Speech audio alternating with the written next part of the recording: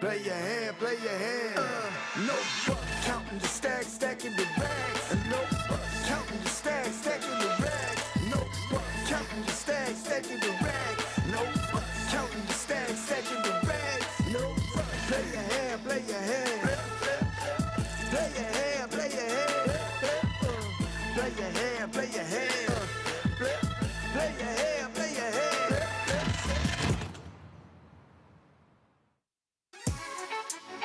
Good evening and welcome to Champions Poker Live from Champions Club in Houston, Texas. This is Dan Fouts coming to you live with Chris McCauley. How's it going tonight, Chris? I am doing great. It is a beautiful night for some Saturday special tournament action. It's been a long time since I've been on the mic with you, Dan. Glad to be back in the booth. I'm excited for today. What about you? Indeed. Always fun to do these final tables. We have a great lineup, too. A lot of regulars for our room here. Chip leader coming in is Lou at about 1.3 million, and then we have two different stacks at $1 million, so three big stacks here, and the short stack right now is No at about 140,000. Blinds are currently at 10,000, 20,000, so he's down there at 7 big blinds. Average stack is about 37 big blinds, so plenty of play. Yeah, and it looks like we're setting everything up here for the graphics, getting those names up there for you. Lots of heavy hitters on stream tonight as well. You'll recognize Roundtree, one of our cash game regulars, who's in the room often for high stakes, and he's here for the tournament action. Also, our short stack, No, he's in the room all the time. Most people know him as Sang. Indeed, and nice to see a few females at the table. They're all sitting right next to each other. 3 ladies made it to the final table today, and here's one of them with pocket kings right out of the gate. Potts making a bit of a move there with 6-5 suited. He's got the chips to do it with, but he's running into it here. Uh-oh. And Trevathan's got ace-jack in the +3 position as well. I think she will let this one go. Could see going either way, but she gets out of there, and No's got a big enough hand to consider calling with king-queen offsuit off of such a short stack, but he gets out of the way. Good fold from Sang. Yeah, with the 3-bet already there. Good disciplined laydowns from both of those players. I saw 7-4 hit the muck. I'm going to allow it in the final table configuration with a 3-bet already there. Yeah, and Miss Young, she's also defending a previous final table appearance as well. She was on our last Saturday special final table, so make that 2 for 2 for her. She knows what she's doing and is very, very cool cat out in the streets, making final tables every other week. What a life. Yeah, that's right. Not an easy task. 111 players today. Yeah, it's no small field to get through. You underestimate how hard it is to get past 100 other players to make a final table, and to do it 2 weeks in a row certainly shows some class. Glad to see Miss Young back here tonight. Indeed. These guys are battling it out for $9,615 up top. 9th place, about 10% of that, 960. So big jumps here at the final table. We've also got Miss Beasley here. She works in the poker industry as well. Lots of familiar faces on board. Potts has also been on one of our final tables, I believe, as well. I believe so. Unless there's coincidentally another gentleman named Potts on our final table, but I believe that's him. 2 for 2. Yep, I think so. If I remember correctly, he was a big stack coming in to that final table as well. Yeah. Potts and Roundtree virtually tied, just behind Lou. And a pretty even distribution, other than No, who's looking for a double up here soon. Down to 7 bigs. He's going to have to find a hand to go with before that big blind and big blind ante comes around to him. Yeah, I would call this final table tournament distribution, relatively speaking, uneven, and that there are 3 very big stacks given the circumstances, and then 1 very tiny stack, and everyone else kind of clumped up in the middle. So lots of pressure on all of our shorter stacks to not get too far out of line, since No is our very, very short stack, very likely to bust soon if he doesn't get dealt any cards. Very interesting early open here with the deuces. I would think in early position, you might just let go of those with that stack size. You would be correct. I would advise the same. Some people will choose to just open any pocket pair off of the stack size, which is fair enough in some configurations. I think in a tournament final table that might be a little different, but Regardless, Trevathan's opened and immediately feels the bad news from Rivera. And now you're in a real tough spot here, calling out of position, trying to set mine when you really don't have the stack for that. I would hesitate to call off here, but She does. She's going to do it. Makes 110,000 into the middle, and this is going to be the tricky part for her. Pot's going to have 400K in it, so if she feels good about her hand post-flop, might end up stacking off here.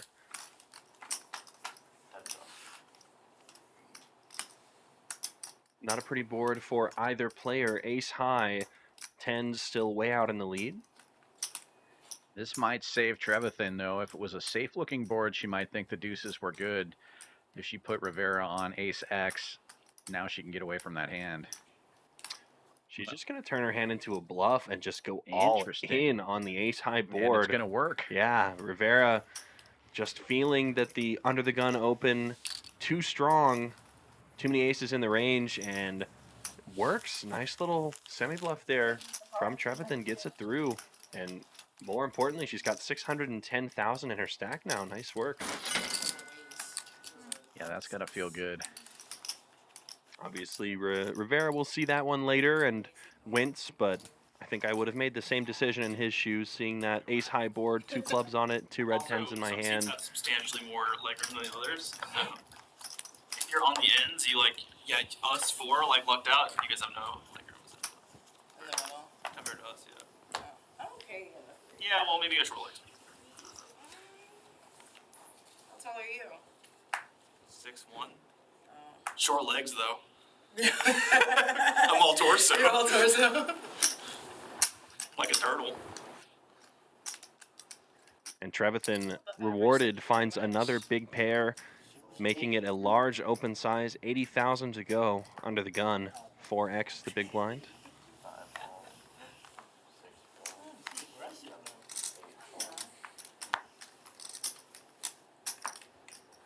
Quickly folds around to the blinds. Pot's giving it some thought here with the suited Jack 5. Can't imagine he's going to continue. Young wakes up with 9-8 in the big blind.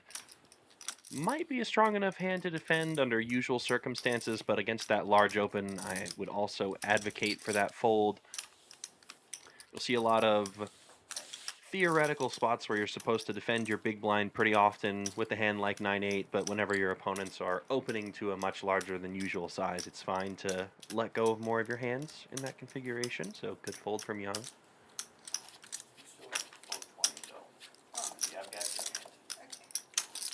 Trevathan going from the second shortest stack to right in the middle of the field there in just a couple of hands.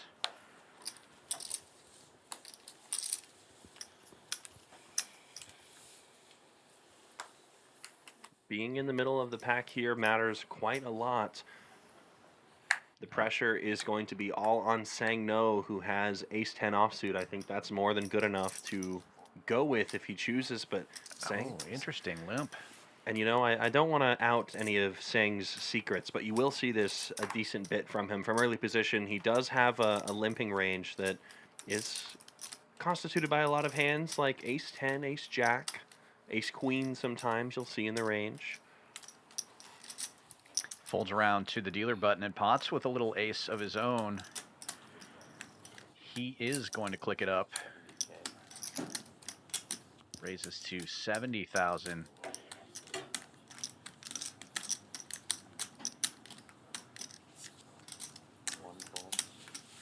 Now that's over half of No's chips. Do we just get it in now? If you're Sang and you're limping with a hand like ace-10 offsuit, obviously you don't like seeing the small min-click aggression. It might even feel better if he had just jammed or something like that. I know it doesn't make sense for the configuration, but No going to be put in an uncomfortable position because of the unorthodox limp. I would say yes, just go with it. It's a bit too strong. You're flipping against a lot of pocket pairs. No is instead going to elect to just call with the ace-10 high. This is, again, same situation as we saw with Trevathan a few hands ago. The problem with making calls like this is if you don't connect, you're going to have a really tough decision post-flop. Pot's outflopping No in a pretty serious way as well. Sang rechecking his cards.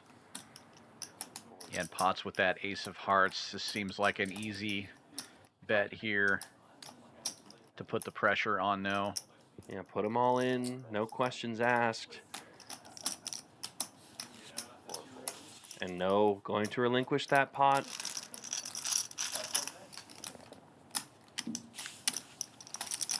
Yeah, now he's going to be in a real tough spot here.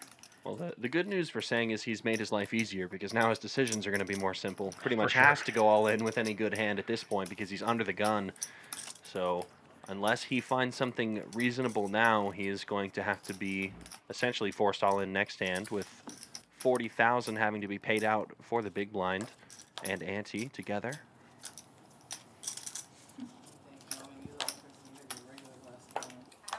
No is not rewarded. He's given Queen 8 offsuit off of his 3.5 big blind stack. It might be good enough to just go with it, I would think. I would think any face card when you're down to 3.5 bigs, but he's going to wait. He gets out of the way. And that's going to be tough because when you're in the big blind and you've got that big blind ante, You have no choice. right? Yeah, and you're not going to get paid for the ante portion of it, right? So you're losing that extra big blind of value on your potential double up.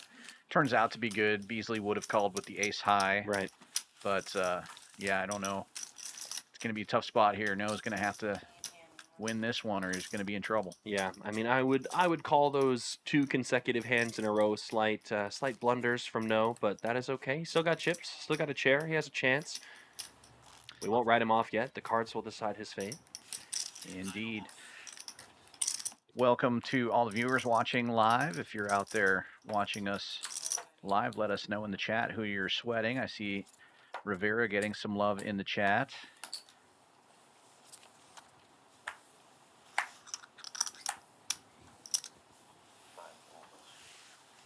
Lou is going to find a hand that will be raised, especially off of his monster stack. Ace-Jack in the +1 position. And Lou has been the chip leader since they got down to 3 tables. Basically, he's had this stack since they had 2 tables. And he has been putting a lot of pressure on these players. Lou going with a very orthodox raise, and I really like what Roundtree is doing here. So I know that subtle Roundtree just folded 8s, which might look strange to a lot of cash game players wondering why you would fold a hand like this in middle position. But, well, you know, let's not talk about poker theory. Let's talk about poker practice. Trevathan's got aces, which is pretty good. Pretty strong hand, I'd say. Yeah, typically I would want to start with a hand similar to aces. For example, ace of spades, ace of clubs, ace of hearts, ace of diamonds, those sorts of hands. And look at that. I mean, No has to fold this big blind. That's a disaster. He's only got 30K left in chips, and he has to pay 10K of those in the small blind next hand. Right. It just kind of shows you the compounding difficulties that are possible whenever you play some of those hands that way off of a short stack, and No's really going to need a miracle to stick around this time. All right, y'all. Blinds up next hand. 15, 30, 30. Young in a bit of an awkward position here, facing a 3-bet from Trevathan. And all things considered, it's a pretty small 3-bet given the action. It was a raise to 55,000, a call in late position, and then a small raise, less than 3x. Of course, you do want to invite that action in when you have aces, but nonetheless, we take a flop 3 ways, and it is queen high. Potentially bad news here for Young, flopping herself top pair, great kicker. While Lou's got a Broadway draw as well. Yeah, got shot with backdoor hearts for Lou, so a little bit for everybody here. And Yeah. I think Young's going to be stuck calling here with that top pair, as you said. Yeah. And Trevathan keeping the size of her bet relatively small. Bet's about 1/3 of the pot. That might keep Lou in as well. Yeah, I think so. I mean, there's 605 in the middle, 150K is the bet from Trevathan. You're getting the odds to chase your backdoor flush draw as the chip leader, as well as chase your gut shot. Might even think making an ace is good. So he makes the call, and if you're Young here, top pair, that's good enough to at least make the call, if not consider potentially jamming to deny equity from hearts. Very spicy hand on hand number 7. Young complies and comes along as well. If she makes 2 pair, this is going to be an absolute disaster for everyone. Oh, Jack of Diamonds. Wow. Broadway draws now for 2 of the players. 3 of the players. Young open-ended. Yeah, the good news for Pot is huge already. yeah, the great news here for Trevathan is that if a king comes, it will be a chop now, so that gutter ball is no longer relevant for Lou. He is drawing to a chop with the aces. Pretty bad position to be in for him, and I think Young might just need to put her chips in. She's also improved to an open-ended straight draw on the turn.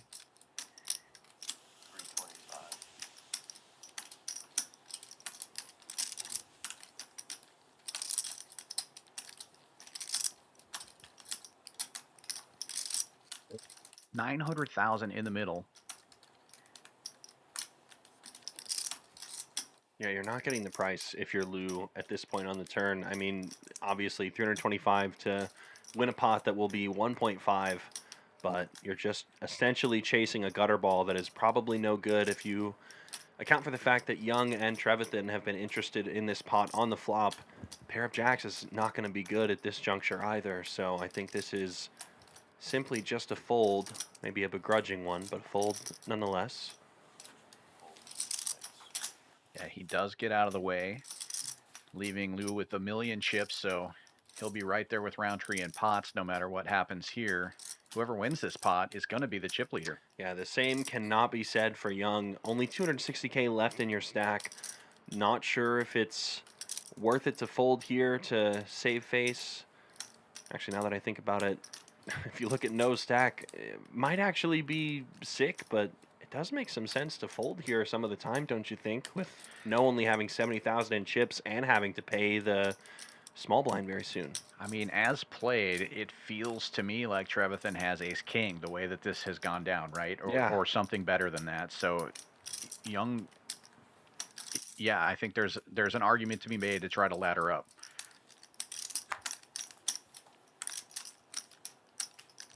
Weird spots indeed. ICM disaster taking place right now if Young puts her chips in. No. And it's the stacks are not accounting for the fact that Noah's paid the big blind right now. And she makes the call in huge trouble here. Trevathan's aces are way out in front. And we will need a miracle here for Young to stay alive in the tournament. Yeah, only 1 ace left in the deck, but a 9 would give Young the pot. A queen would do the same. But the deuce of clubs is none of those things, and Carrie Young is eliminated in 9th place from the final table. And what a pot it is. Trevathan now, the chip leader, coming into this table as the second shortest stack. Now she's got all the chips. And Young will be taking home $960 for her efforts here today. Now everybody at the table guaranteed over 1,000. Yeah, nice stuff here from Trevathan. Wins a huge pot. Changes the fate of her tournament almost certainly. Came in as the second shortest stack and now leads the field less than 1 orbit in. I'll be interested to see what happens to Sang here with 30,000 chips left in his stack. 20,000 if you account for the fact that he's having to pay his small blind right now. Yeah, I feel like if he doesn't have a good hand, he's just going to fold and wait for something because now he has a whole orbit, right? Right.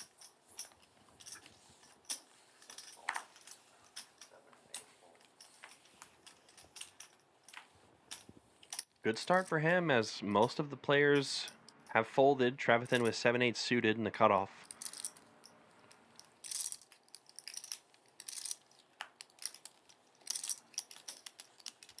She's going to put that big stack to work, raising it. Blinds just went up to 15,000, 30,000, so she goes with 100K sizing, which is a pretty big open for final table. This is as good of a situation as No could have possibly dreamed of. King, Queen suited, dominating 7-8 on the suit. No all in for his tournament life here. It's not very many chips, but chip in a chair. Let's see if Sang can survive. Yeah, he loves seeing those diamonds. Move on me, guys. Move on me. Okay. I'm too survive. Gut shot for Trevathan, but the Good job. king high is still good for the moment. Yes. Even better now. It'll be a gutter ball and a gutter ball alone, but it doesn't come. No, survives. Lots of 10s on board, but a full house for No. Keeps him alive for now. Getting some more people in the chat letting us know who they're rooting for. Colin getting some love. DeHart as well. Shanice. Beasley. We know how you play now. You ready? And Showtime Poker says he'll be here next week. or on the next stream, rather. Oh, yeah. I'd love to see that. Let's do it. Maybe it's just because she just won 300,000.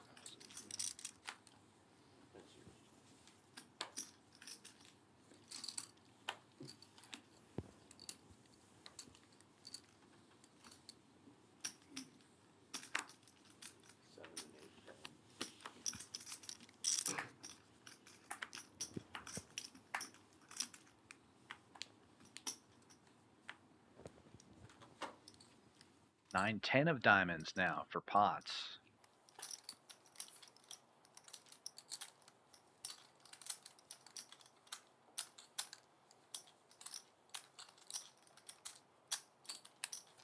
Lots of chips to play with, giving it quite a bit of thought here.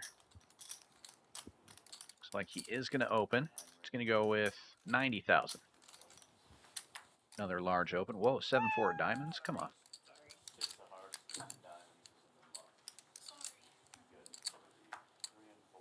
Action folding around to the blinds, and Rivera finds two of the other 10s, two black ones, and he is getting them all in. Started the hand with 500,000.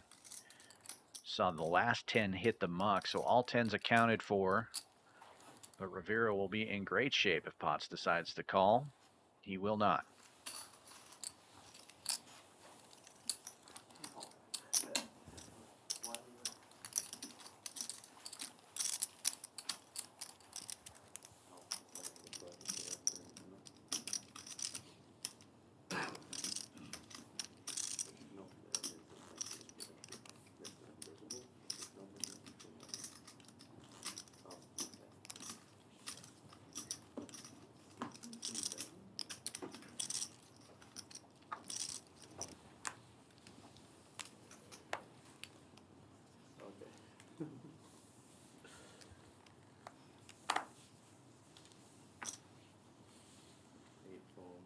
The black 10s have moved to Potts' hand this time.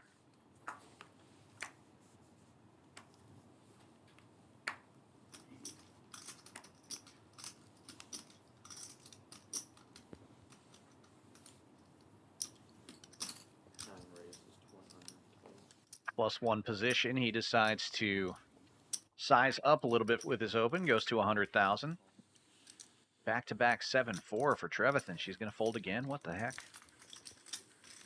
Raise and take it. Chip leader deciding not to play the heat this time. One of those. Yeah, just 30. 30 of it is not yours. Flashes. I did, my bad. You're welcome.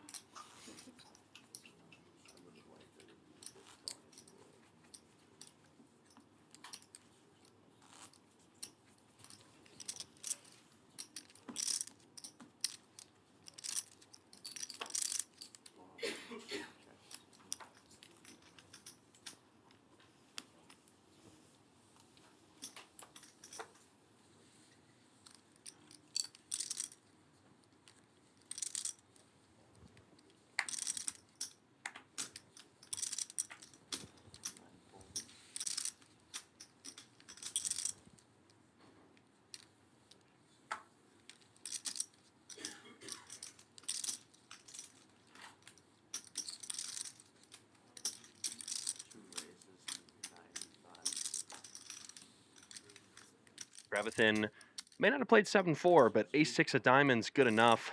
She puts in some more money, and no, two red queens, all in for just a little bit more.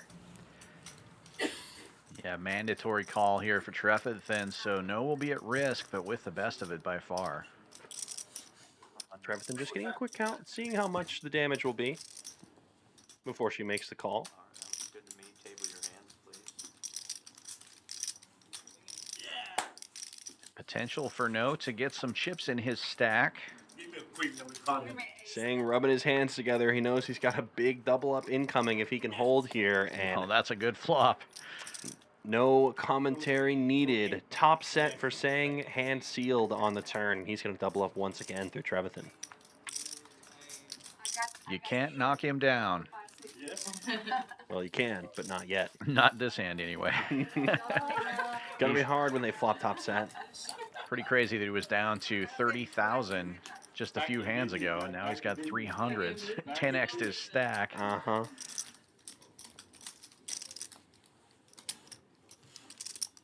Still the shortest stack at the table, but it's got to feel good to have some big blinds to work with now. For sure.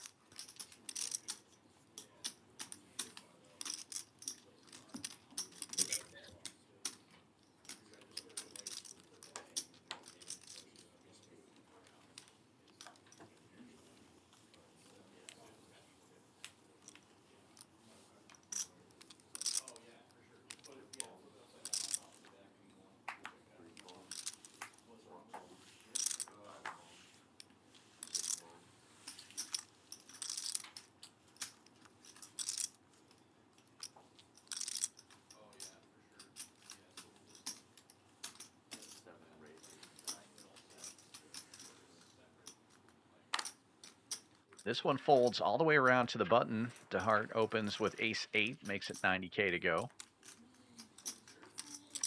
Pots with a beautiful 9-10 suited in the big blind. Very defendable. Mandatory defend, I'd argue.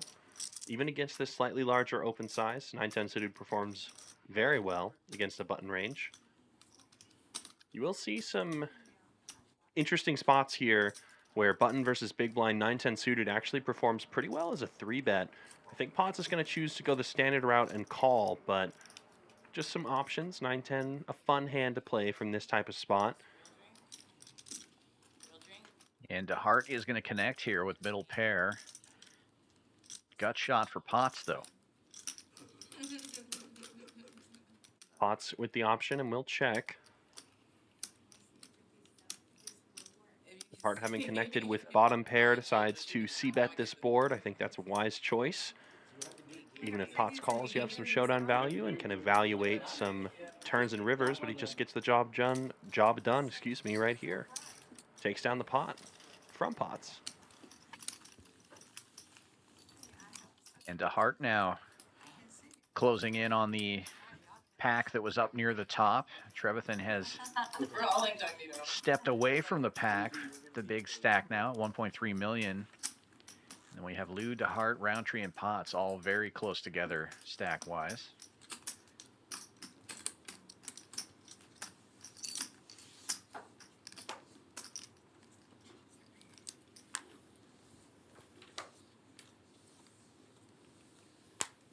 Here we go, 7-4 under the gun. Uh-oh.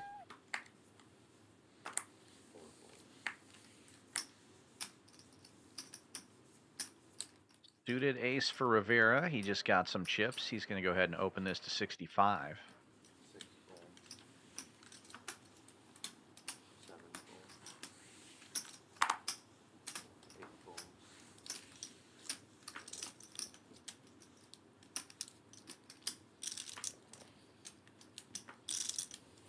The old Choctaw nuts for Potts should be a fold. Oh, reaching for chips, though. Gonna play the heat. And he accidentally looks like he threw in an extra green chip there. I don't know if that's enough to make this a mandatory min raise or if he's going to be able to take that chip back. Yeah, Rivera only made it 65K. Looks like the total amount of chips that got thrown in there was, looks like 95 from Potts. It is enough. 17 plus 55. No, but that is a raise. 17 and 65. What's the difference between these two? 30? 83 and a half. Is that what it is, though? 17 and 35. Huh? Yeah, You gotta raise 35, Yeah, though. Yeah, so you have to make, you're gonna raise to, yeah, because you raised it to 110. 25 yeah, extra. you gotta raise it to Only 110. 1 Yeah. So it is going to be a mandatory min click. I think that was a mistake, I agree. especially with Jack Deuce in the small blind. Yep, You're good. I'm gonna take it. Not an angle. for sure. Call from 5. Rivera, with the world's best price, makes the call. And Rivera probably not loving that because he's got ace tray, remember. Well, Potts, you're in no man's land. Drugs. What is the plan with Jack high? Pass on the drugs. Honestly, yeah, I was going to say, I agree. I think you just start c-betting, pretend that it wasn't a mistake, and go for it. Yeah. Put all of Rivera's ace and king high type of hands in a weird spot. Exactly like that. Might have been a blunder, but it worked out. Takes down the pot. From blunder to checkmate. I need to play more chess. It's been a while since I've hopped in the streets. I have attended one of the Thursday night chess nights that they have here at Champions Club. Very fun. Players of all ELO, welcome. If you want to play against like at most like 1100, hit me up. I can play at that level. I'm right there with you. When I first started here, I played a little bit of chess because everybody's kind of into it here. And we have those Thursday night things, but I've quickly plateaued and found my level of chess. Yeah. 4 homes, 5 homes, 6 homes, 7 homes, 8 homes. Pots with a more reasonable hand to open this time. Queen 10 offsuit from the dealer button. Chip leader on your direct left may not be comfortable, but the hand is strong enough to go with for a raise. And Potts is closing in, so feeling the heat, he's going to open to 100,000. Trevathan with an ace, though. Looks like she's going to defend small blind. Green chips out front though, so it's straight. Thank you. 1, 2, 3. Pretty scary action for Beasley to face. She gets out of the way, so heads up between our two chip leaders at the moment. Trevathan and Potts, and Trevathan will feel great about her hand now. Wow, smashes it.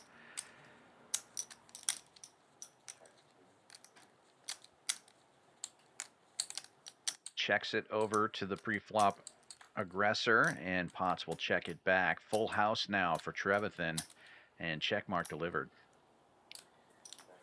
Trevathan betting. Not really taking too long to decide on a size. That many chips, 125K. Buck and a squirt. This is, I think, the end of the line for Potts here.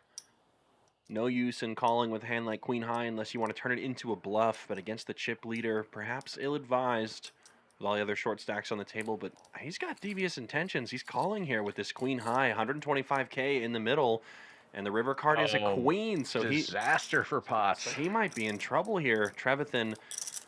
Now this is where we keep calm and name an affordable price. And it is a big price that is levied, 200K.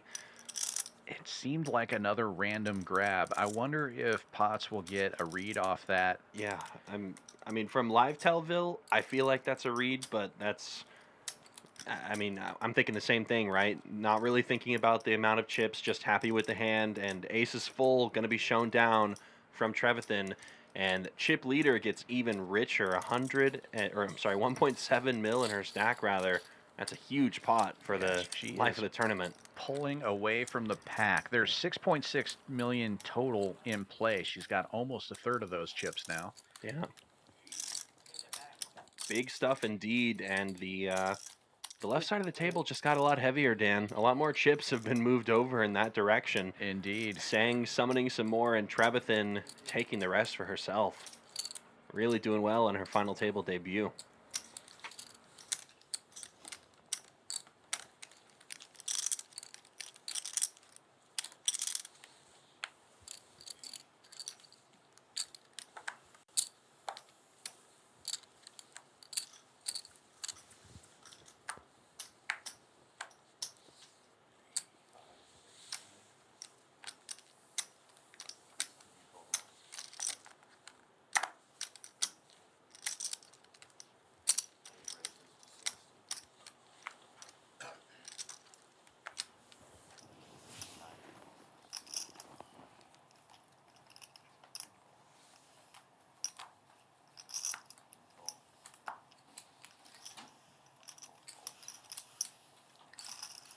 Roundtree with the raise and take it. Rare around these parts, but we take those. Well, he's been relatively quiet. Hasn't really played a hand since I think the first orbit. So Honestly, as he should, I think it's ill-advised to get after it, or I guess go crazy early on the final table when there are a couple of very short stacks if you want to account for ICM. Of course, if you're a chip EV purist and just want to win as many chips as possible, aggression is the name of the game at high-level tournament poker, but I like Roundtree's approach so far. yeah, he's no stranger to playing tournament or cash games and has a pretty good handle on what to do, I think. Absolutely.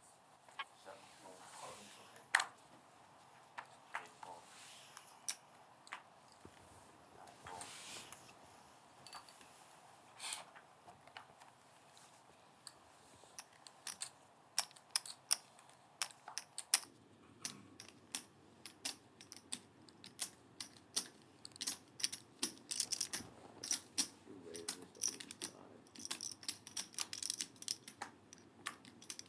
3 fold, 4 fold, 5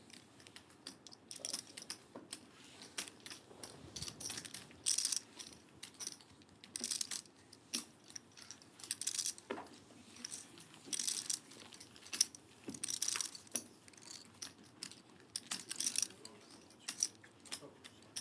You just have to put it over there in the box. Yeah, so you can't cheat. You probably have to do it before you play another hand. Does he have his phone? In his pocket, yeah. Bill, yeah, he probably should take his phone. Just hand it over to Josh. Josh, will you come and get Bill's phone and put it in?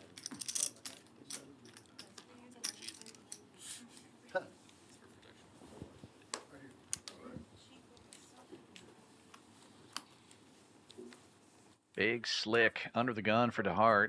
Obvious open here.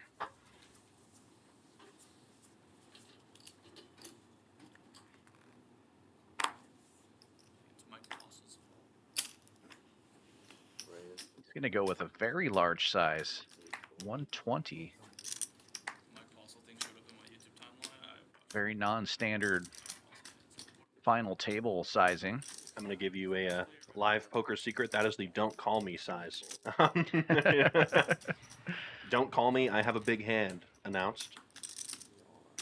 But you know what? Fair enough. These final table configurations, you don't want to be in limbo land of flipping for your tournament life when you're a middling stack, and he just takes it.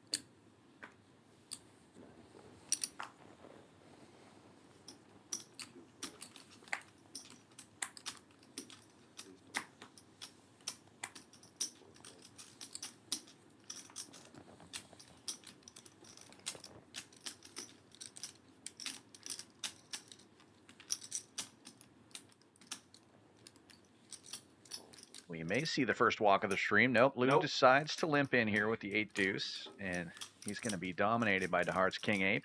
DeHart will check it. Domination secured. 99% of the time, DeHart wins this pot. Me personally, I think he's going to win it 100% of the time. Yeah, I don't think Lou's going to turn this into a bluff. Gets out of the way.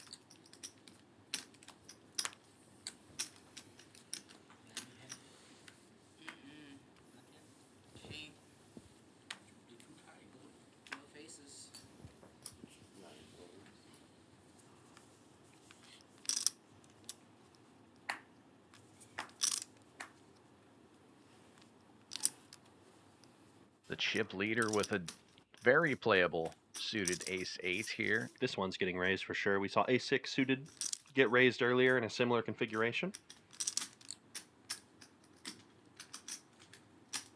See what sizing Trevathan chooses. Looks like it's big, more than standard for sure. I think that was 90, so a little 3x open. 90K. And no with ace-9 off. I think no will say no to this hand and bow out. Pun intended, I'm sure. Oh yeah, absolutely. Folds all the way around to the blinds here, and Roundtree with Jack-8, unlikely to defend against the chip leader, in my opinion. And he gets out of there. That's one of those tricky pieces of advice that it takes some time to adapt to in tournaments. You get told you're under defending your big blind. You should probably defend your big blind more, but just be aware of the dynamics, understand who raised, how much they made it, and that can help adjust your decisions accordingly. You don't want to defend every time you have 2 cards in the big blind. If they're making large raises, Yeah. then Should we it's restart? okay to fold. Just get out of the way. I'm definitely not an expert on tournament strategy, but No choice. I don't want to be playing out of position against the chip leader who opens Yeah. large ever. Yeah, I mean, you saw earlier in the night, I didn't really get to talk about it. Roundtree folded a middling pocket pair in middle position when the chip leader opened from early position at the time. How good you play now, Susie. So, I see how good you play now. Colin very aware of those ICM dynamics. Now, see, that's it. Oh, now you fold. Now we know, yeah. It's rigged. Now we know you know. That's what 4, you mean, 5 okay. fold, Yeah. That's 6 funny. fold, 7 fold. This one limps, or rather folds all the way around to the blinds, and Roundtree with ace-9. Almost certainly going to open this one blind versus blind, I would think. No? Yeah, ace-9 works as a limp from the small blind. It's not necessarily strong enough that you want to stack off with. There are some configurations in ICM where you can actually just jam with this hand blind versus blind if you really want to pick up the chips. But I think it's fair to limp with it. Now Potts with a small pocket pair, raising big, 130.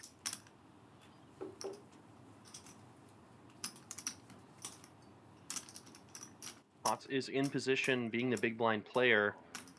And look at that, I love it, I love it. 3-bet jamming with the ace-9 offsuit.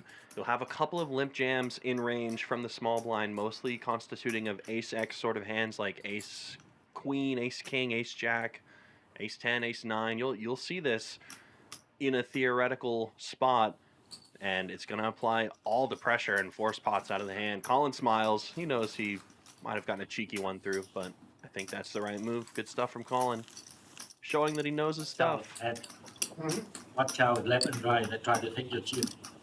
I also always love watching Colin play because once he's made his move, he is completely unreadable to me. He Yeah. turns into a statue. It's fun to watch. Yeah, he's got that same sort of effect that Outlaw has at the table where it's hard to figure out what's going on after they've announced their action.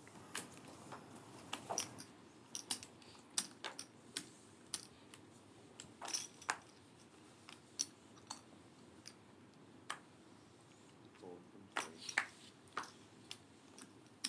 Fold 4. Fold 5. Fold 6.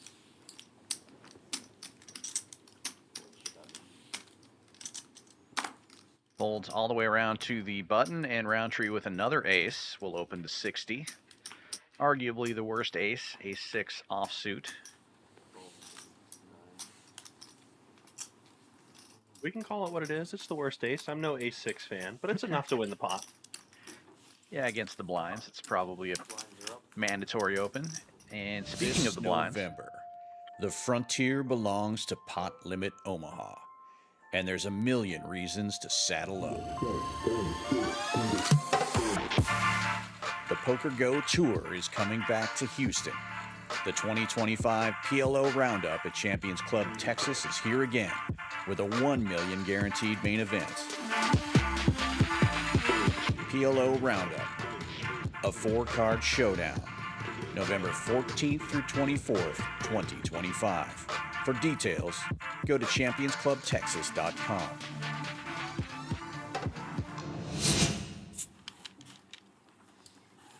That's right. Poker Go coming back to town. Pretty excited about that. I like the 4-card game. We're going to have a whole series of PLO events. Also, we're the only poker club in the entire state of Texas with a hotel on site, and you can get a room rate of $75 during that tournament series. You can book your room at championsclubtexas.com. What a great deal, and it's so nice to be able to just stay where you're playing, go upstairs after the event, and go right to bed.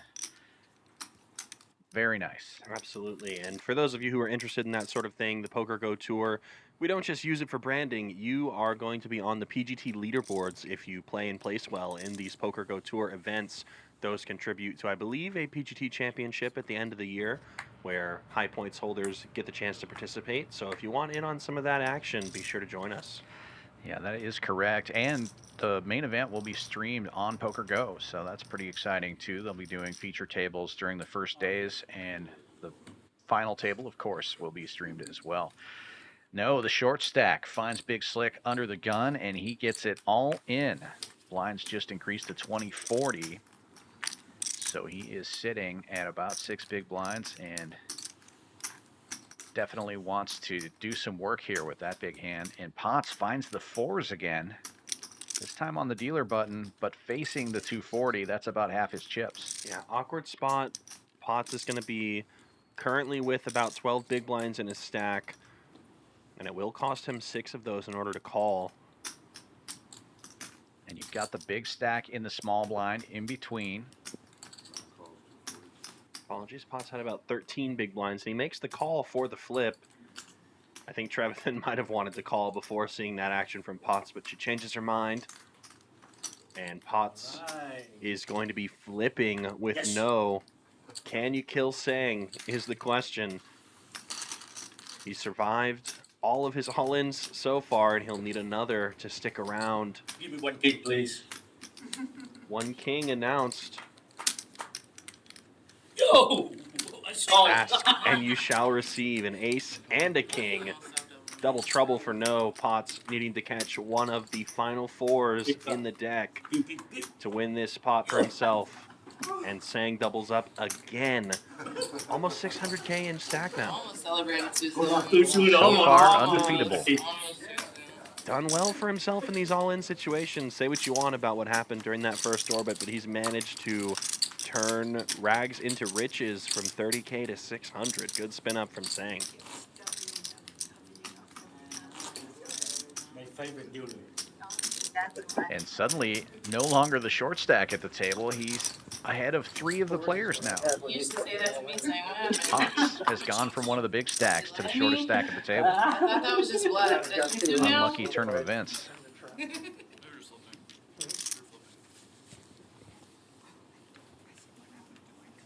I know it's so cold. Like, where are the parkas? Can we get live stream parkas?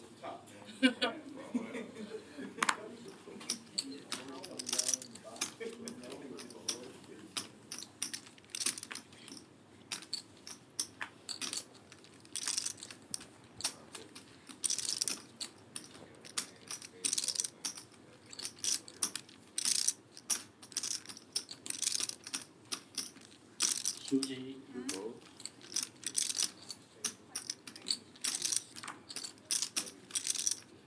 Without the device, you put 3 times already. Yeah, what's up with You're a that? different player. Way different. Yeah, way different.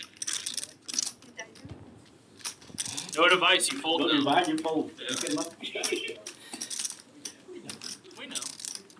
Now we know. Yeah, my Now we play phone is fairly. not here. Yeah. Now I got it. Mm, Now I know. we're on to you. Yeah. Secret is out. That's the secret to aces, is having the device. Yeah. For the Margot Robbie poker coaching school.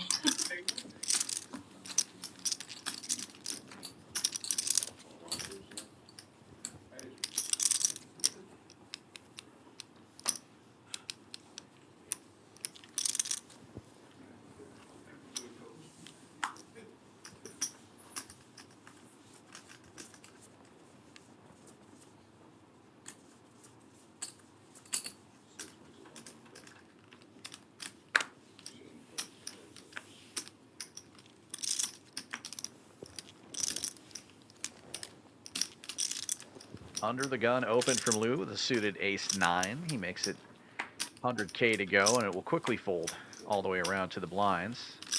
Rivera with king-6 offsuit and no decision makes the fold.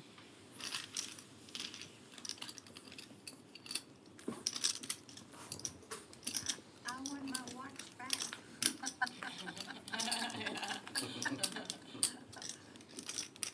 You can always forfeit. Well, that was my teacher right there. Looking up my screen. How to play aces 101. Uh-huh.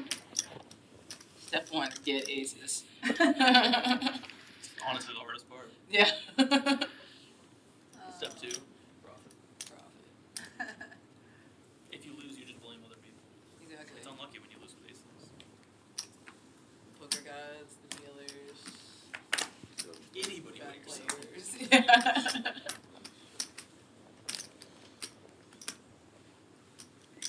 Double nickels in the hijack for the chip leader. Reaching for some raising chips. Looks like she's going to go really big here. I think that's 145.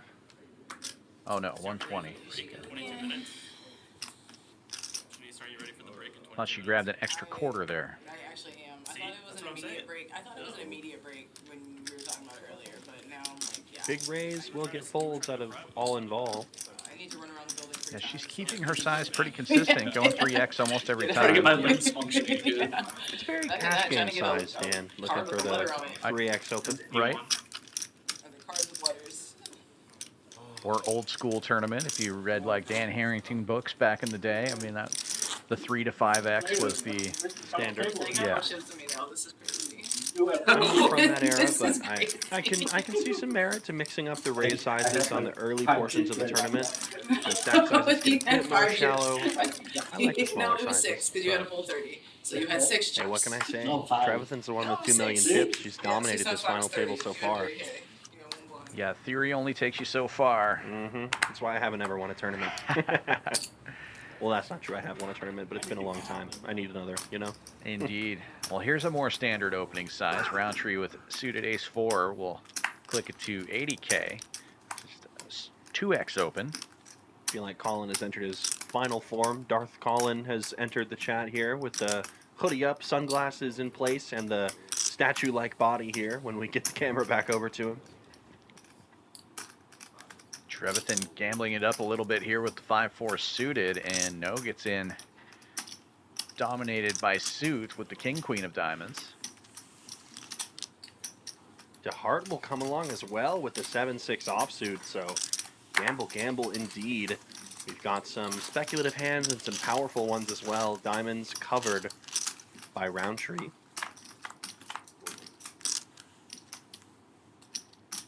Triple threes not available for anyone, but it is a club draw for the chip leader, Trevathan.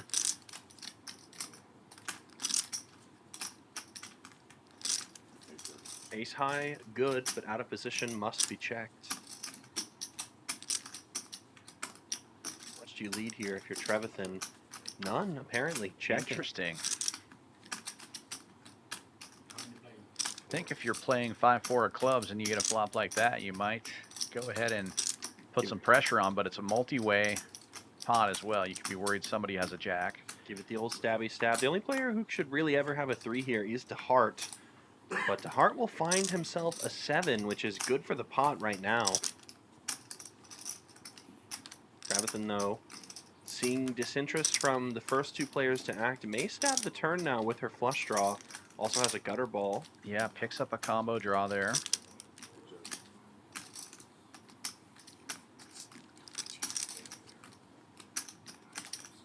Take a look back. Yes, they are indeed clubs. Let's put some money in this pot. 25. DeHart making a good call here on the turn. Mandatory as played, I think. Improving to a pair of 7s. Roundtree unlikely to check better twice. Will fold. Taking a river, looking to avoid a club, and he cannot do it. Trevathan gets there again, and it's a flush for her on the end. 630 in the pot, and she's just going to slide a little bit of green chips forward here. 250 is the number, and tough spot for DeHart here. He does have a piece of this, but he's beat by jacks, tens, and clubs. I feel like he's going to make this call. He's already taken inventory of the chips. There it goes. Puts him in the middle, and Trevathan continues to dominate. Up over 2.6 million now. Over a third of the chips in play with 8 players left.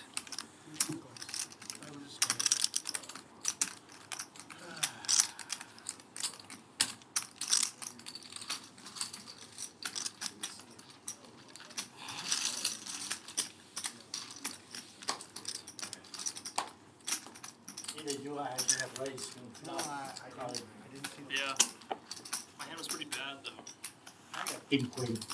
I had the best hand on Different the, suit. on the flop, I guess. I was thinking to bluff and still part of when I have how many players, you know.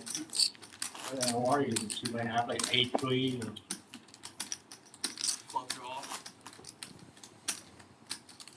Don't have to win them all, so just some of them. Enough to double twice. good play shoot. I won without the ace. True. Yep. Good hand.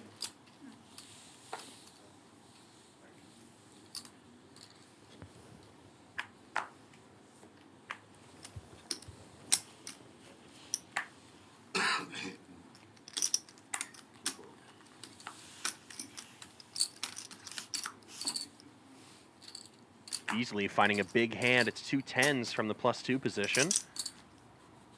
Her first hand of the night, and she does choose a nice sizing here, 85K. Folds to DeHart in the small blind with Queen Jack offsuit and 10 big blinds. And he rips it. I like it. I think it's a fair enough rip with Queen Jack of diamonds. And Beasley will have a decision now.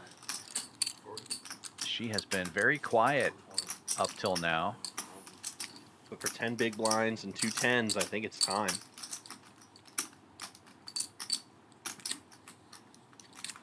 Beasley is the covering stack here, importantly. She's got more chips than DeHart does.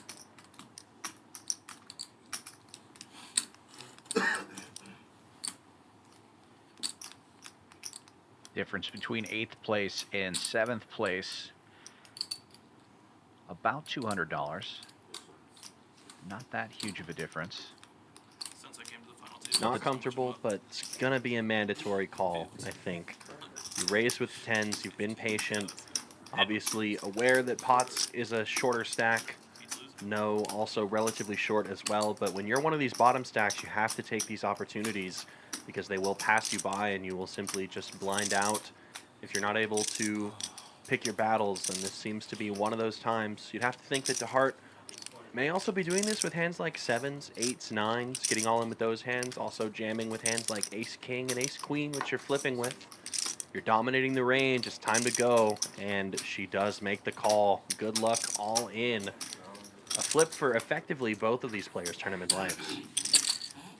Yeah, I like the call, but as you said, it's a difficult one to make when your tournament is at stake. But if you're going to try to win this thing, it's a good start here for Beasley. Neither player holding a spade.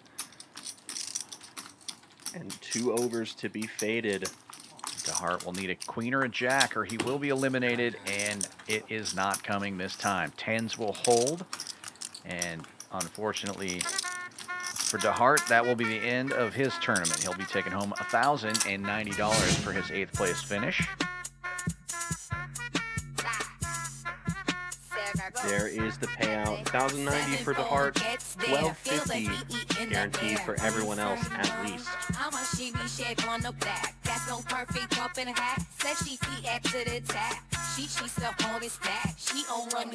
Seven players left now out of 111 runners.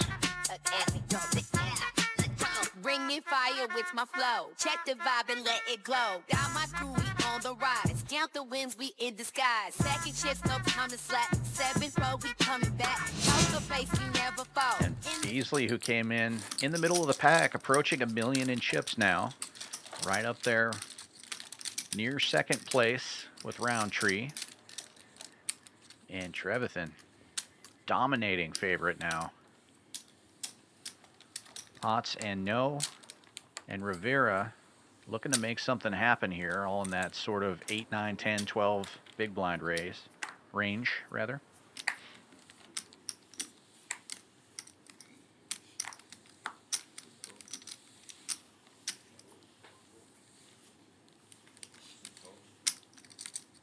Dead button this hand. This will fold around to the blinds, and Roundtree just rips it in here with Jack 7, putting the pressure on Potts. Yeah, Potts has got 5 big blinds, so jamming range is probably fine from the small blind. Roundtree recognizes and punishes rather.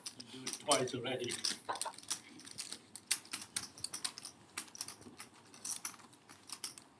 They were suited. I probably should have just called. If you have king jack, king ace king, then you would like 50-50. Well, not 50-50, but it would have been suited. You have suited. Nobody have a pair. You're hearing me saying junk like jamming range and from this spot. If you want to break down poker in some more simple terms than the jargon that I'm using here, I'm hosting a poker class here at Champions Club every Sunday, 5 p.m. Intro to poker. Come along, get some free action. You also get some free time in the room you can use to play cash here. He knew he wasn't going to get hurt too much. Be sure to join us. That's a pretty good deal. I know you're a good poker player, so I would like to learn from you. Well then, for free. I will see you tomorrow. No is going to be calling from early position here with the trays, and Lou has a much better hand, at least it feels like, than that ace-king from the cutoff.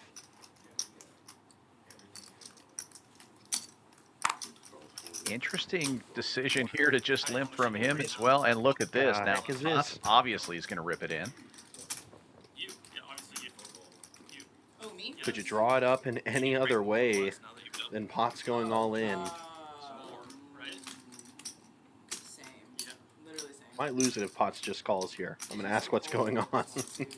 Yeah, that would be very strange. I'm gonna go outside and bathe in the smoke that Ethan produces. Just to be next to him while he smokes. And Potts is, in fact, all in for 195,000. I don't care about the repercussions. 195. Now we have a situation where No may call and Lou may squeeze. No, all in. Wow. I mean, for Lou, right? I mean, what's the big stack? But Sang just limp called and all in, or limp rejammed. So like, what are you putting his range as if you're Lou here? I've already alluded to the fact that I have some clues about Sang's range, so I might opt in for this call if I'm Lou, if I know No's range. But this is I'm going to call it a freaky situation, because if you face a limp raise or a limp rejam, that screams of like aces or kings or queens in the old school poker sense, right? Yeah, it feels like a big pair. But Potts will get in. And actually, No is going to be in great shape here with Potts and Liu each having an ace and a king. Wow. The draggers may be dragging the pot of the night here. Yeah, I think so. Sang is all in for so much here. Ace king looking to send Sang home. Sang clapping for the flip that he is currently in great shape at. Could be a big So either Potts or No is almost certainly to be eliminated in this hand. He's the master of doubling. We're just about to lose a player here. Who's it going to be?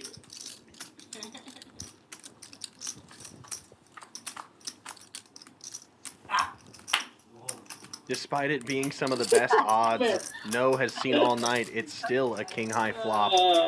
Ace king of clubs with the free roll for the side. Good hand. No free roll this time. Ace King chops up the pot, but more importantly, the big side pot going to Lou. And no, will be eliminated in 7th place, unfortunately for him.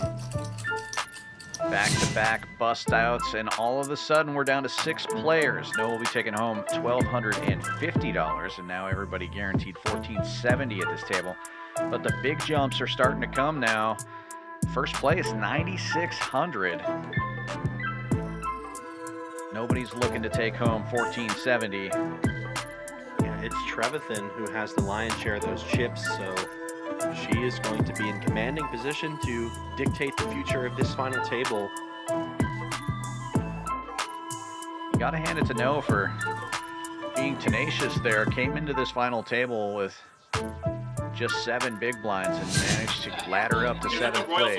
Yeah, I mean, based on his starting stack, he should have been the first person out the door, but managed to survive for a little longer, so Like good sick performance from underbet. No. The sick underbet is always the Like best. 10% pot. Like, yeah, none of us have anything.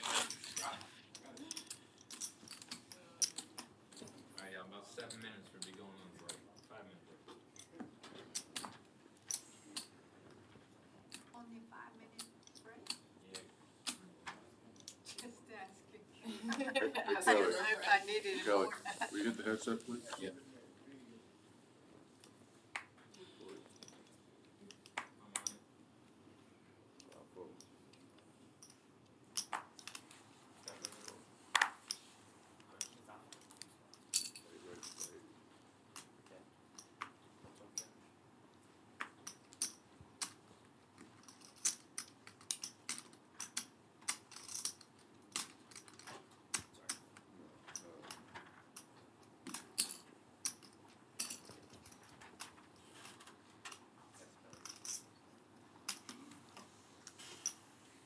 Roundtree raising it up with the ace-10 offsuit from the cutoff, and despite being short stacked, Potts likes his 4s. He's made the call with those. He has once been again. living with those 4s. Hey, listen, if lucky hand or something like that, Potts makes the call.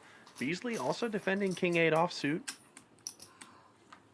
Beasley with a hidden 5K chip. She's richer than she thinks she is. 4s in the lead here, ace-10 high, also with some opportunities as well.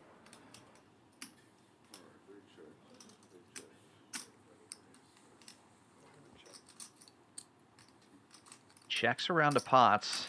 It seems like it might be a good flop for a small pocket pair. Does he just rip it in here now and try to steal it? You can rip it. You can maybe put in a small feeler sort of bet, but Potts chooses to rip it. He's going to take this down. He's not getting called by Beasley or Roundtree here. Roundtree going to assess the situation.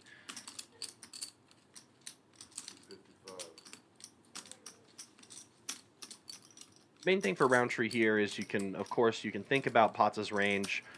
Potts really shouldn't be calling very many hands at all off of his short stack, so his range is going to be pretty condensed to pocket pairs, right? So, at a minimum, Roundtree knows he's behind now.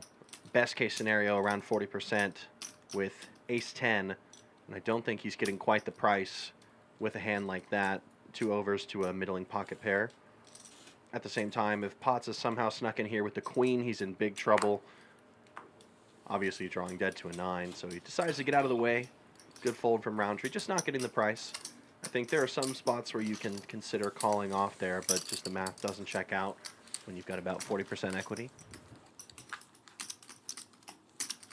Good laydown and good news for Potts. He's got some chips now. Not the shortest stack anymore. Rivera takes that spot. 375, just under 10 big blinds for Rivera.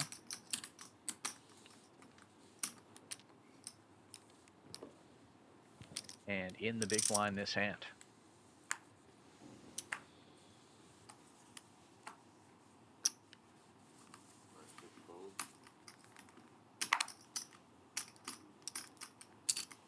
Couple of 7s for Roundtree. He'll open. 80K is the bet. Roundtree being dealt the heat, and he will play it.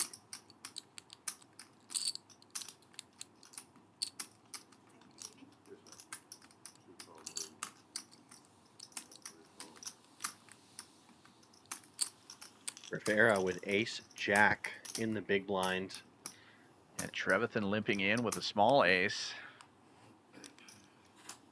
And Rivera gets it all in for his tournament life here with the ace jack offsuit.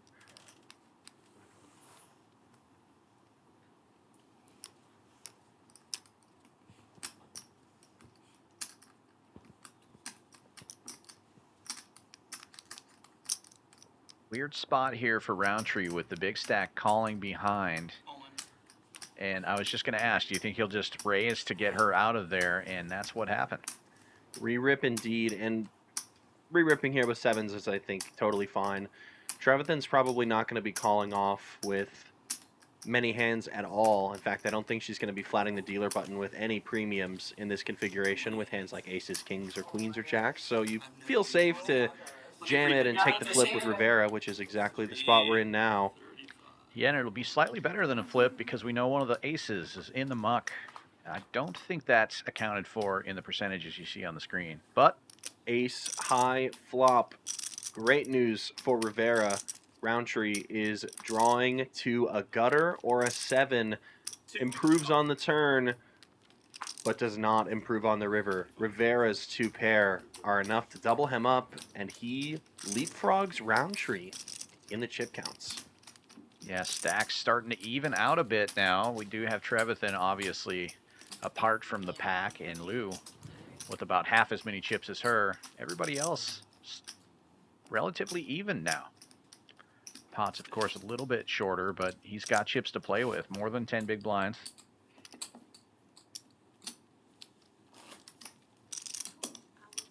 Nobody in immediate danger.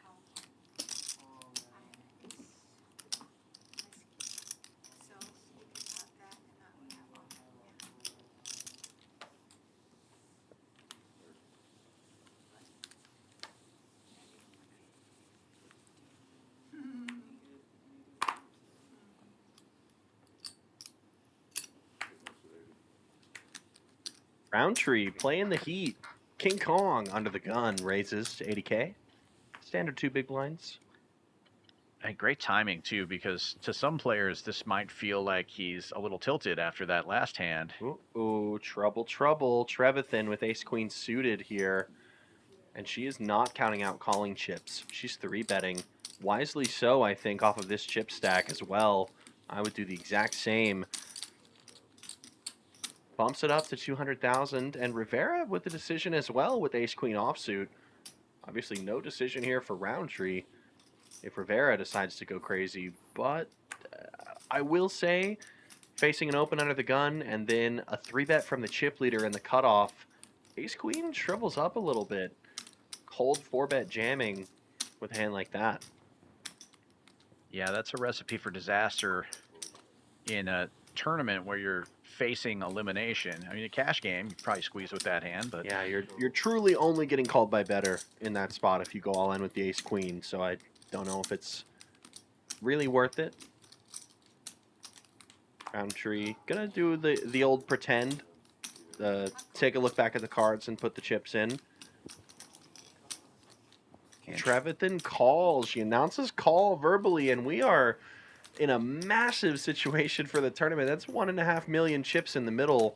Most of Trevathan's chip lead is on the line, Dan. Indeed, and we know an ace and a queen already in the muck, so Roundtree is going to be in really good shape here to win a massive pot. Professional maneuver. Take off the sunglasses and look at the board with your eyes, Colin. Uh-oh. King's not going to matter. It'll be a full house, even if Trevathan catches it. And the river card is irrelevant. Kings with the double up, and Trevathan and Roundtree are almost equivalent in stack. What a hand for Roundtree. Taking a look back here at the payouts as a reminder, $9,615 here for first place. Trevathan was in commanding lead of this table up until this point. Now she's basically square with Roundtree. So they are both our two forerunners, I guess, for that first place prize here tonight. Second place, nothing shabby at all. 59-10 going to them. Lots to play for up top, and it's now anyone's game. Indeed. 3 players above $1 million. And it looks like we've shifted the positions a little bit here for the cameras.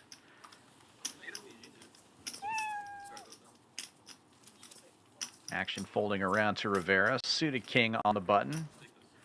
Should be an open. And he's going to go relatively large here, 115,000.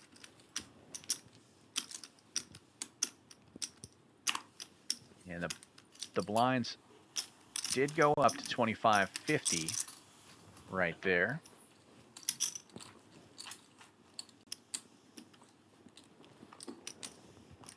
So with 6 players remaining, average stack is about 22 big blinds. That's going to put some pressure on these shorter stacks. Okay. And Colin, having forced his way into the conversation up at the top of the chip counts, you kind of act as the de facto chip I'm leader. totally down with my teammate. He gets Here for aggressive. it.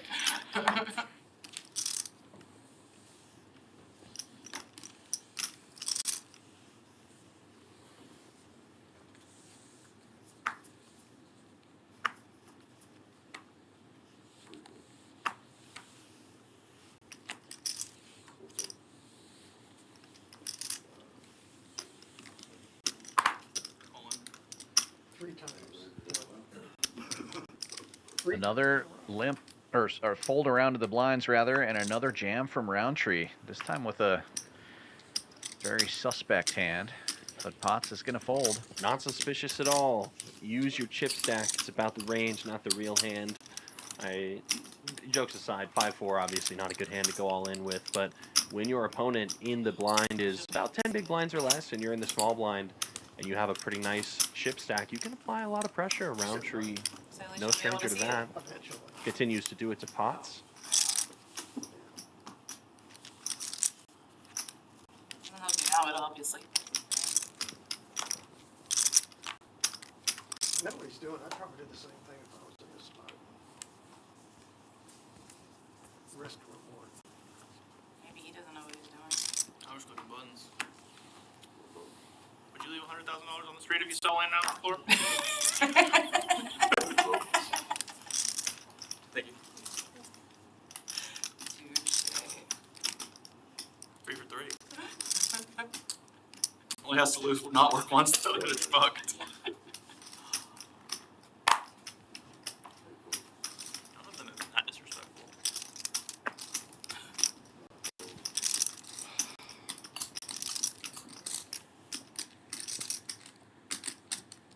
Lou with an interesting open with big lick suited. 6-9 of hearts makes it 150,000 to go. Trevathan though with Jack 10, not in a folding mood, makes the call.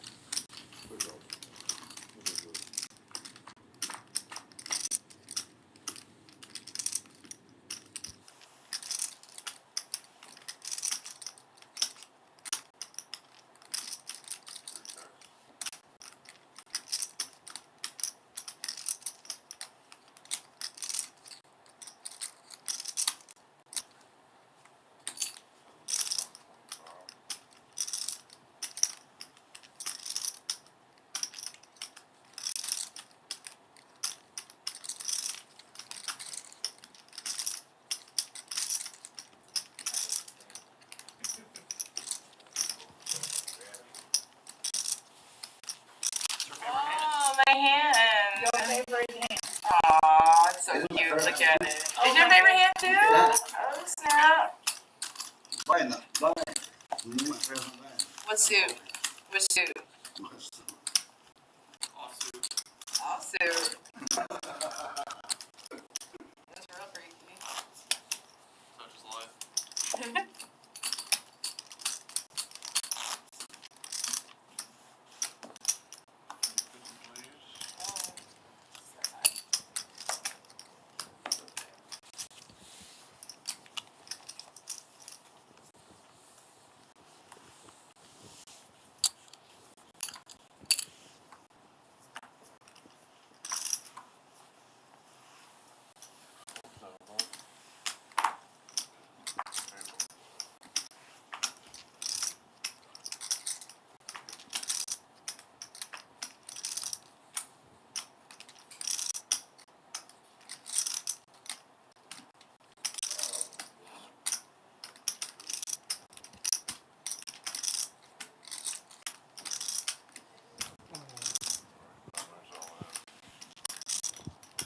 Pots all in from the dealer button, 10-7 of spades.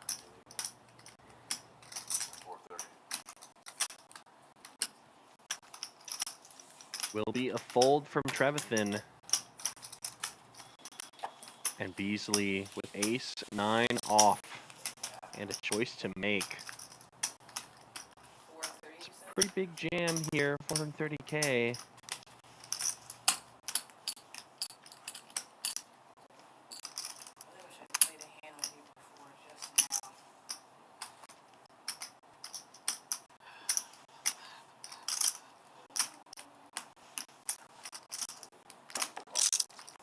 Beasley makes the call here with ace 9. It's a great call. She is in the lead here. Looking to push Potts out of the tournament.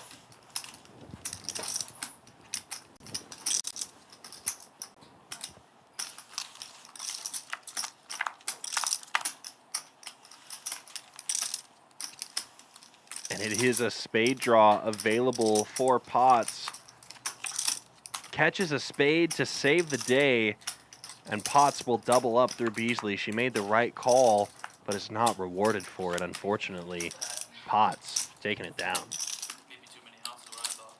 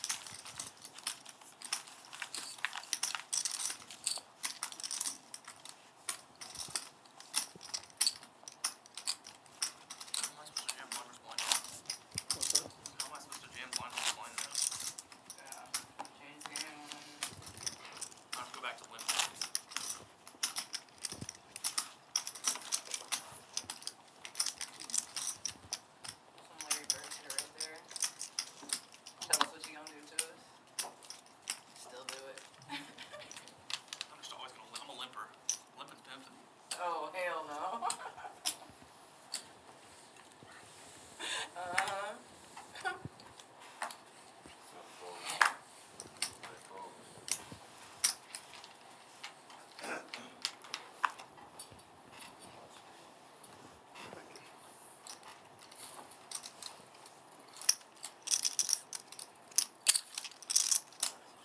Oh, sorry about that.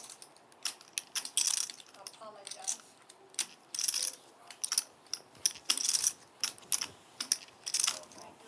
She raises. Easy decision.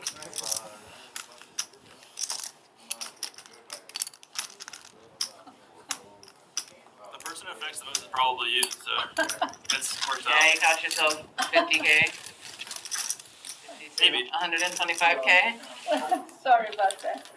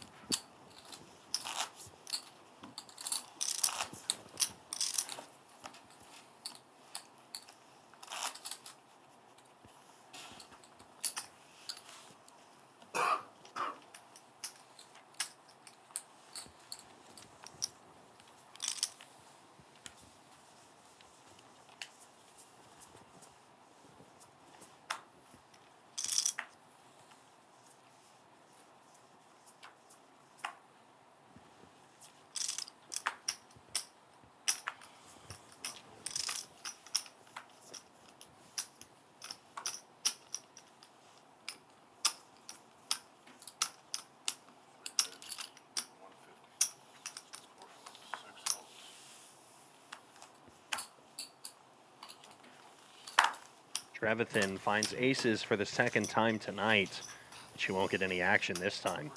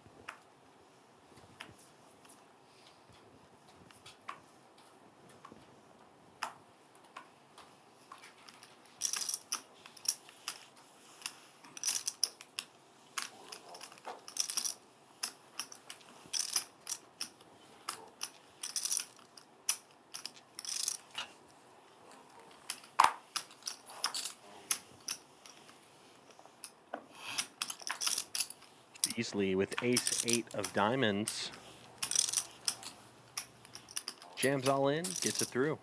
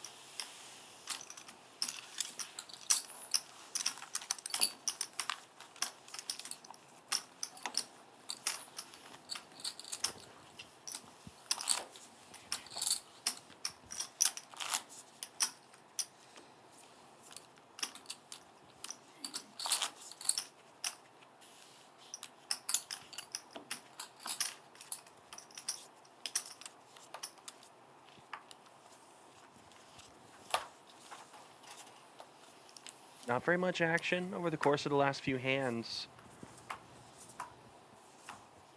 Players, of course, looking to make their move, advance their position in the chip standings. Roundtree, Trevathan, still top dogs. Pots, Queen 10 suited, less than 20 bigs. Candidate to raise.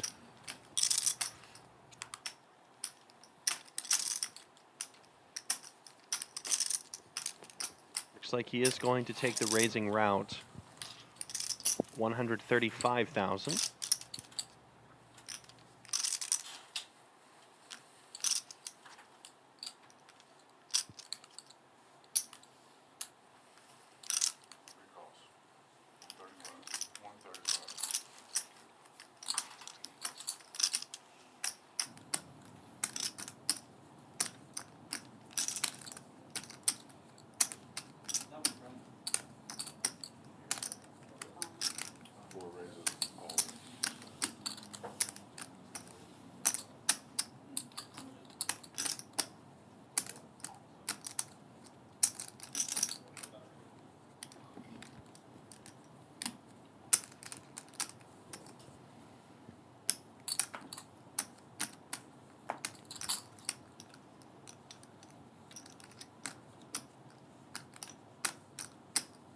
Beasley all in, ace-king suited.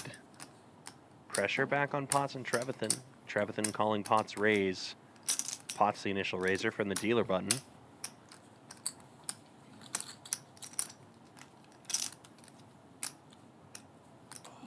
I think this is going to be troubling enough for Pots to let it go. He's going to count out the chips, just see what he's left with if he calls.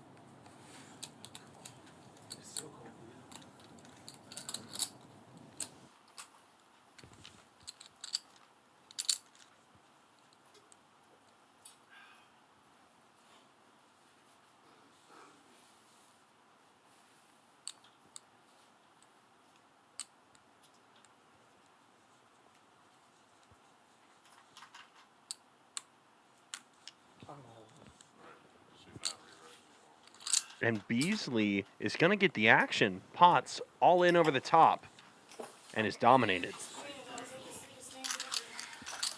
Is that what you have? No, I was kidding.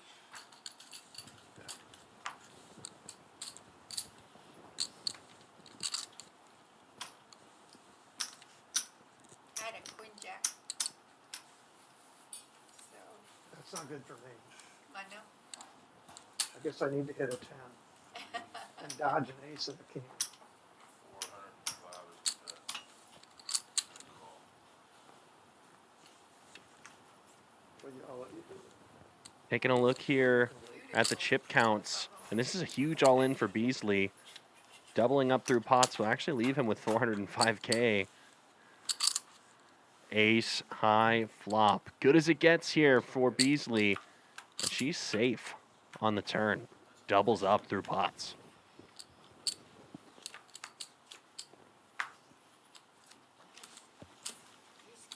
At 405 though. Literally when he said that, I was like, this is so coming.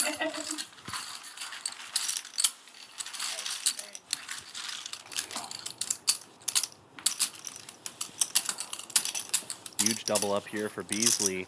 Trades places with pots on the board. Ace-King surviving another big flip. And we are still in a very even chip distribution.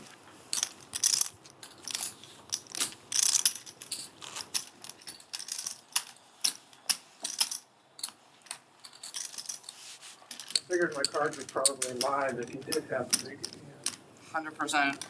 But if he had a pair, then I was even in better shape. Yeah. I mean, you're live. But It's all flipsies. the fact that we hit diamonds was good. I usually don't win in that spot. That actually made it worse for me personally. Blindfold.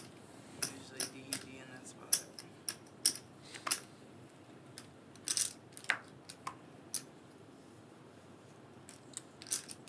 Three calls,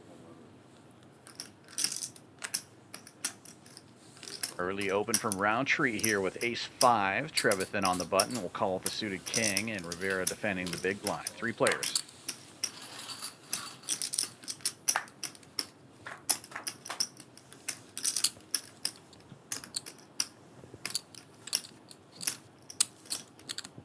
Six chips. Ace-high still good here. Nobody hits a pair. Roundtree goes with a small c-bet, 60K.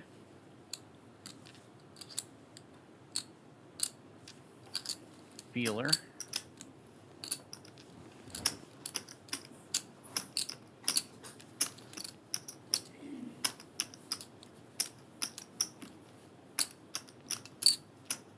Looks like Trevathan's gonna click back here with just king high.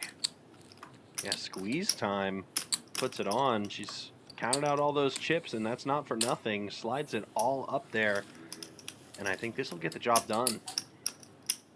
Clicking it to 210. Yeah, I think so.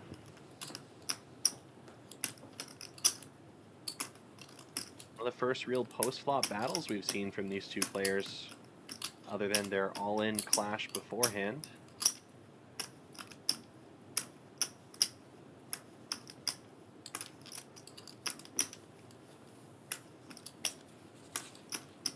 Not an instant muck from Roundtree, but he will eventually get out of the way here. Nice move by Trevathan.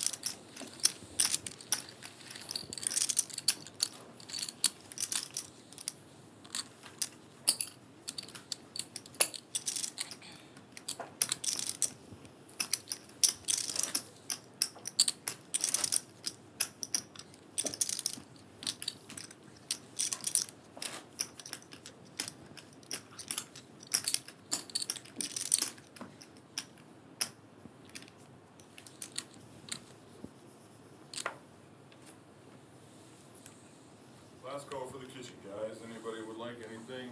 Last call for the kitchen. Hey, Cole.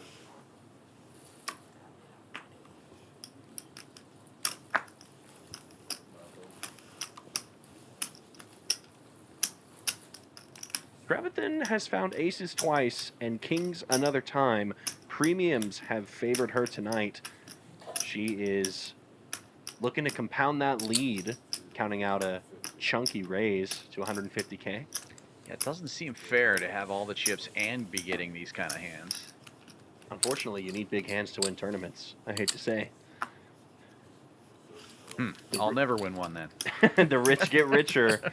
Trevathan takes the pot. Steals lose big blind.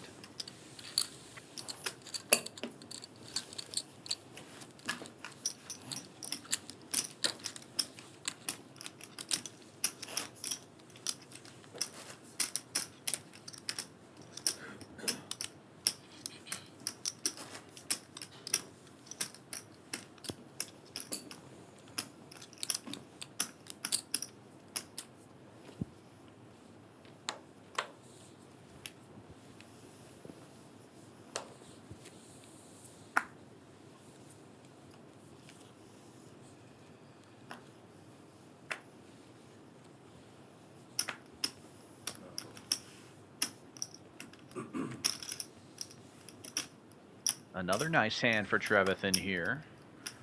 Six-handed, I'll take Queen Jack. Opens to 150 again, keeping that sizing very...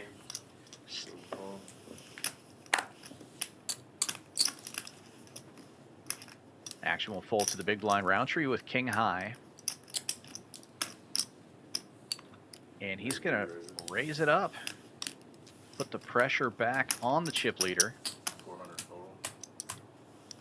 Goes with a large size here, 400K.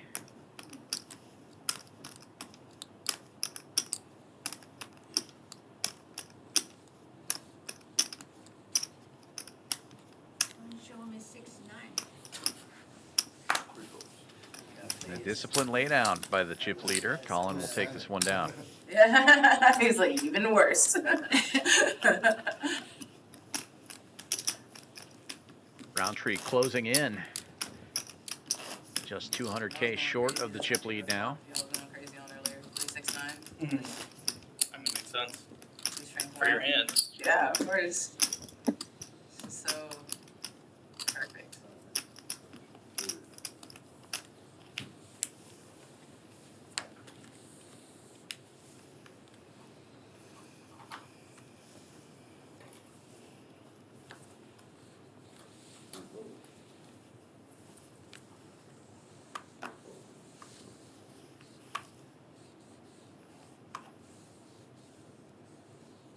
Action folding to the cutoff. Rivera gives us some thought with the suited king, but gets out of the way.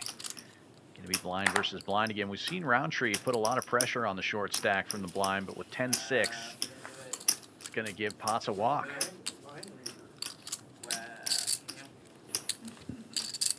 First time. Potts shows the king queen. He definitely would have got the chips in there. All big three. Maybe to 10-6-0. I was say that's definitely. I was gonna put you on 6 deuce. Even better than I thought.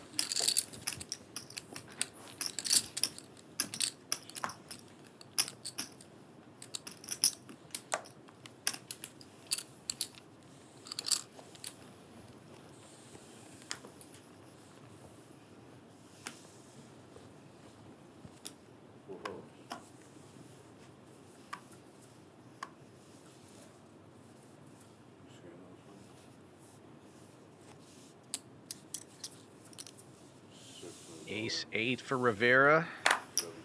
And about 12 big blinds. He gets them in the middle.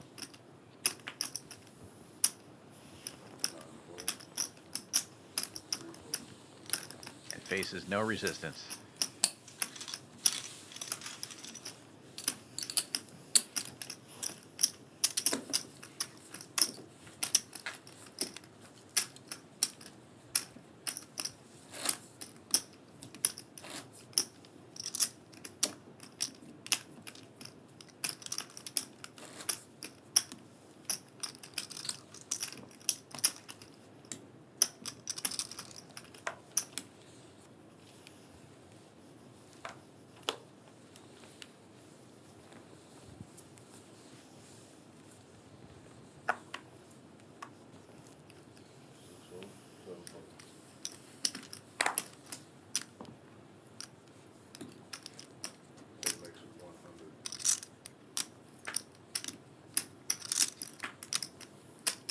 AC Doocy in the cutoff for Roundtree, opens to 100.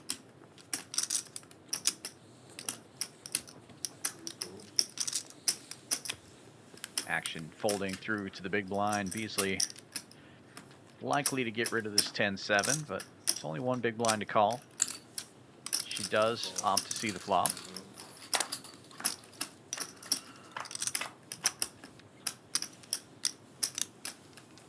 And she does connect. Bottom pair for Beasley. She takes the lead. And she has the lead right now, but it is a better board for the Roundtree range. And the ace of clubs in hand, too, makes it an attractive candidate to continue for 50K. Quick call, though, from Beasley for the one big blind bet. And, oh, a spicy card here. It's a monstrous card for both of these hands. Gut shot for Beasley, not flush draw for Roundtree. And more importantly, what a card for his range as well. 2 Broadway cards out there. Roundtree going to be sizing up as a result. Yeah, it goes for a 2/3 pot bet now instead of just the one big blind. Beasley checking to see she has the 10 of clubs, but it's just bottom pair on this board. She's going to make the call, though. Wow. I guess relying on that 10 high flush draw. Got to feel that if you're peeling this card, Club would be a disaster. But it's the straight for Beasley instead. Oh, no, not a straight, but bottom pair. Not quite. Just bottom pair. Roundtree's ace high is not enough showdown value on this board. All in is the bet from Roundtree. Love it. Maximum pain, maximum pressure being placed upon Beasley. Board smashes your range. You've got removal to the nuts. It's true that there are some scary hands that have gotten there, like Jack 10 gets there on the turn, but at this point, given that Beasley's in the big, just go with it. And Roundtree steals the pot. Well played by Roundtree, now up over 2 million in chips. He is the leader.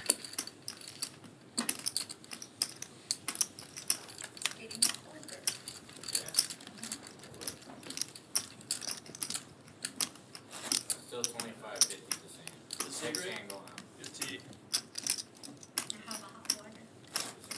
Exactly. The problem is it doesn't stay cold because it's still fucking first day hot because it's still freezing back there.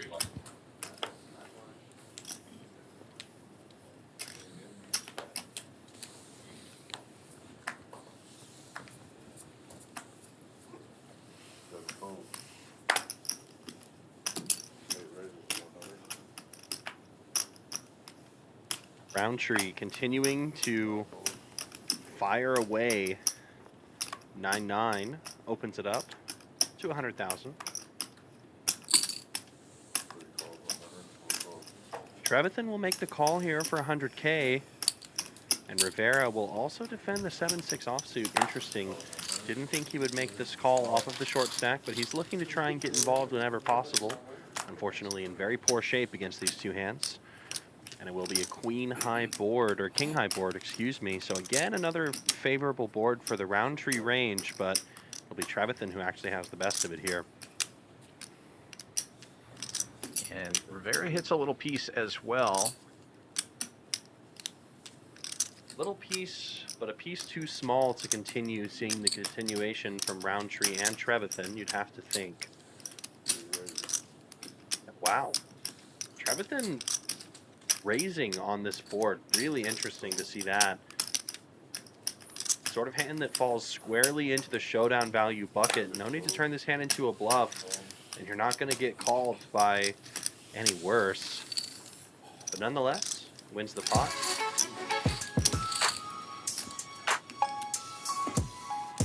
Been playing well and running well this whole final table. And here we have our schedule for the Poker Go Tour PLO Roundup. Awesome tournaments. We've got a couple of No Limit Hold'em tournaments for you NLH fiends out there, but the big stuff that you guys care about the most is going to be our big PLO tournaments. We also have I believe a PKO event going on, which should be really fun for people who like that format. The thing that most people are going to be here for, though, is the PGT main event. Day 2 is going to be Monday, the 24th. Don't forget about that one. Final Table also coming to you live Monday as well. Indeed. If you like the 4-card game, that's going to be a great series for you. We have tournaments from $140 all the way up to $5,300, something for every level. Lots of ways to satellite into that main event as well. And don't forget, $75 room rate during that event. You can stay right here on property. So good. $75 a night will get you like either a cheap Motel 6 somewhere in Houston or a boutique hotel like Champions Club. So the choice is pretty easy there. Yeah, especially when you can just go right upstairs to your room after a long day of grinding it out on the poker tournament. This one will fold all the way around to the blinds. Rivera popping it up here with a suited gapper. For Lou, you don't really want to call necessarily here with this King 6 suited. Of course you can, but it's going to be awkward. He will oblige. It's suited, so I think that is the primary decision-making factor here. Rivera really hoping to just take that one down before the flop, but that's not the case. Puts in the small raise with the suited connectors, and he will catch a nice-looking piece of it. Pairs up his 7 and puts the rest of the chips in the middle. No fear. Overbet jam from Rivera. And Lou connected here as well with bottom pair, but obviously that's not the piece you want when somebody raises and it's an ace-high board.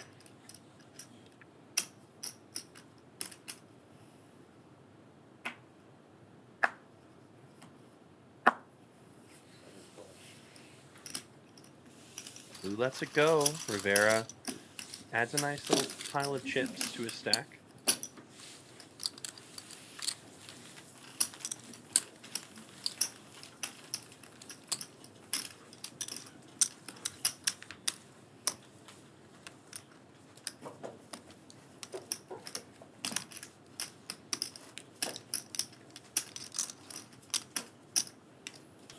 $1:20 a.m. here, about 51 hands in. How are you feeling, Dan? Well, it's past my normal bedtime now, but I'm several energy drinks and iced teas into it, so I think we're going to do okay. If there's any activity I'm willing to pull a night shift for, it's poker. That's right. And this is no exception. It's been fun watching these guys duke it out. Seen some fun plays from some of our regulars, so. Yeah, it's great to see these familiar faces at the table. I like these tournament final tables. It's obviously fun to call the cash games, but it feels like there's more at stake when you can be eliminated and have to go home. You know what I mean? The usual cash game session, you're not going to win $9,000 unless you're playing super high stakes here. So great opportunity for a lot of our players available. Rivera all in from the dealer button with the Ducks. See if this is their last quack or if they will continue to live on. Roundtree with the decision here. Looks like he's got ace-7 offsuit, which is close. Very close indeed. Unfortunately, Rivera's jam, I think, may just be for a tiny bit too much here. It's a 13 big blind jam, ace-7 offsuit right on the cusp of callability, and Roundtree decides not to take the gamble. Well done by Rivera. Shows the deuces. Blinds have gone up to 30 and 60K. Average stack now only 18 big blinds, so a lot of pressure, especially if you're Beasley or Potts here with the shortest stack. Potts well under 10 bigs now is going to be in the big blind this hand. Yeah, gonna have some work to do here if he wants to make his way into contention for the win today.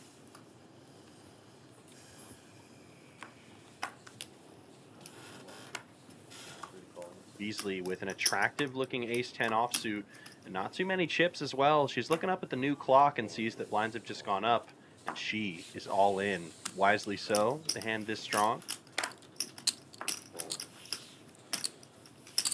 Potts will not be able to defend 54. Yeah, raise and take it. Not a bad move for Beasley. Picks up 2 big blinds, which is healthy for that stack. great outcome given the circumstances.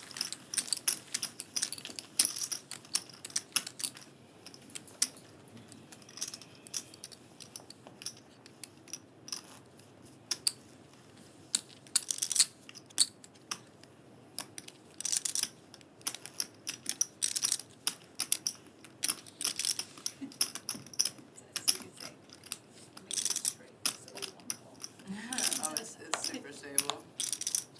It's actually pretty stable. The felt is awesome. Soft, but that was me.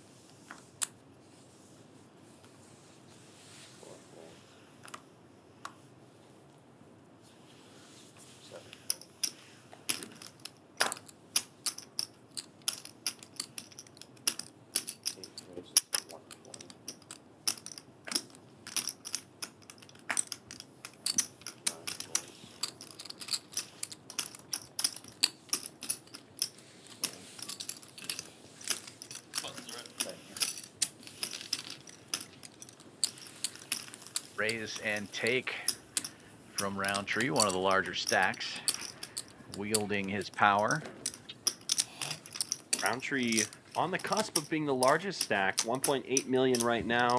Trevathan's got 1.9, only a difference of a big blind between those two. Roundtree grinded his stack out throughout this event. Had a pretty large stack for, I would say, most of the remaining like 2 or 3 hours of the tournament, give or take, but has really ballooned his chip stack all the way up to the leader or near leader position this late in the game. Yeah, and this has been going on since they were down to 3 tables or so. Colin has been very active, running it up, running it back down, running it up, running it back down. Well, this is a run it up sort of hand. King 6 of diamonds from the cutoff makes it 120,000. Uh-oh. 77 for Trevathan. Very playable. Will make the call.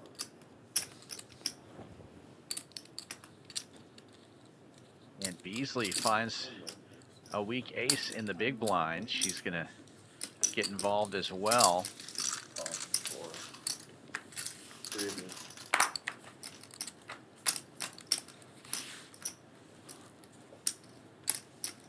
Jack 9, 10 on the board. I know it says there's another 9, but we can see the cards. It's a 10 of hearts.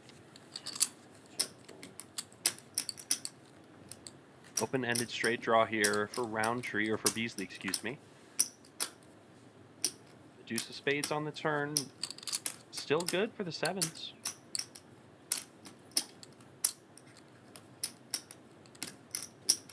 Sevens not wanting to catch a set this hand.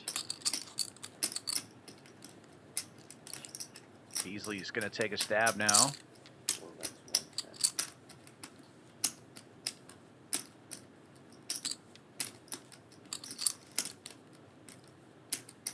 Tree. Going to take a little time, but obviously going to fold here. See if Trevathan can sniff this out. She does put in the call. Very quick call here from Trevathan. The river card is a 5. Swing and a miss for the straight draw. Beasley will not try to move at this again. The 7s are going to hold.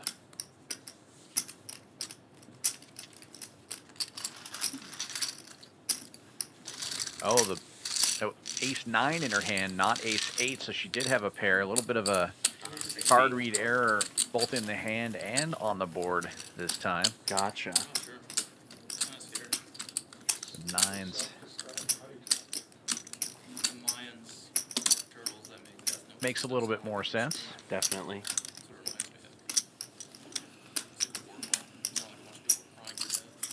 They'll reset that. Sometimes if there are little errors with the card readers, we will just confirm that and then get those fixed on the back end. Apologies for that. That might be fake news.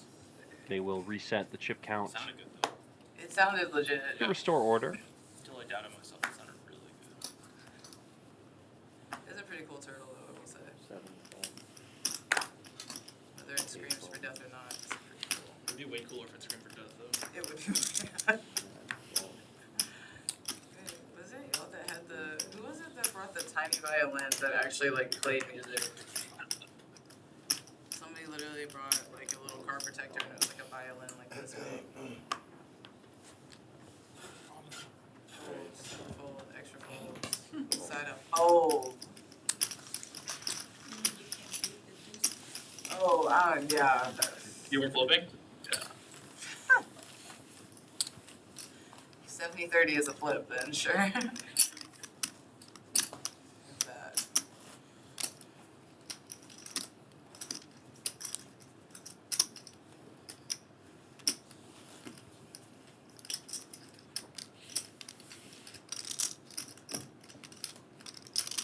Just out of curiosity, what time is it?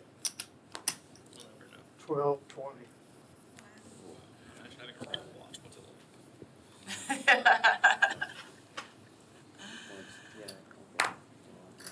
That's Burn Man type. He looks like the most responsible person at the table that would have a reliable watch.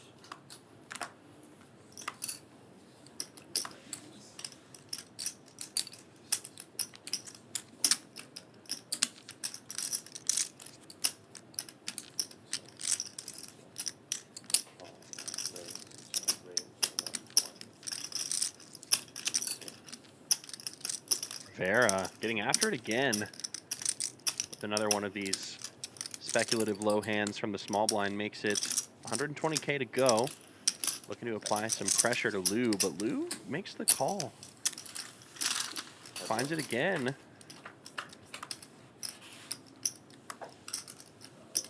No connection for either player whatsoever.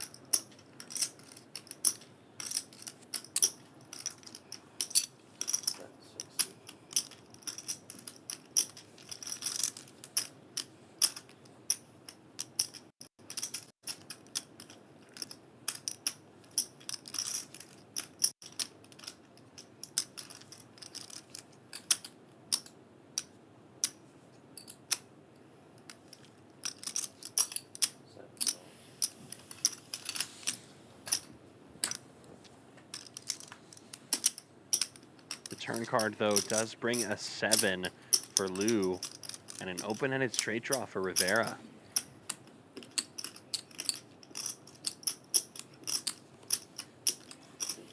Rivera with a meaty wager. That is a big bet, 250K. Lou has turned himself a pair.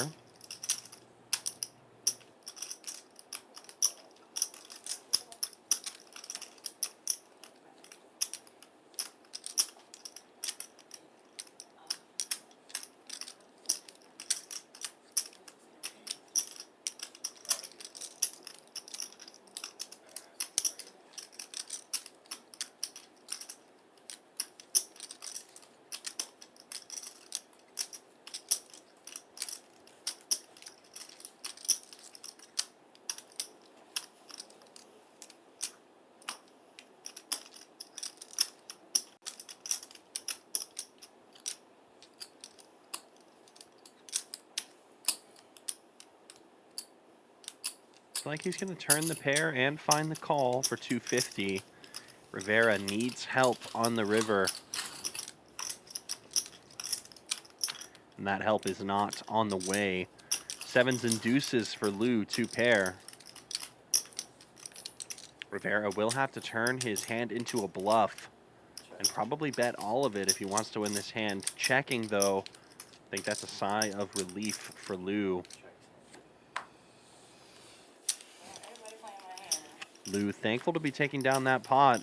Didn't face the final barrel on the river, and Lou returns to a large stack, 1.5 million in chips after that pot. Rivera now in a closer situation to pots than he'd like. Pots, again, very short stack here, 255,000. Blinds are 60K. So pots with less than 5 big blinds, and he's under the gun.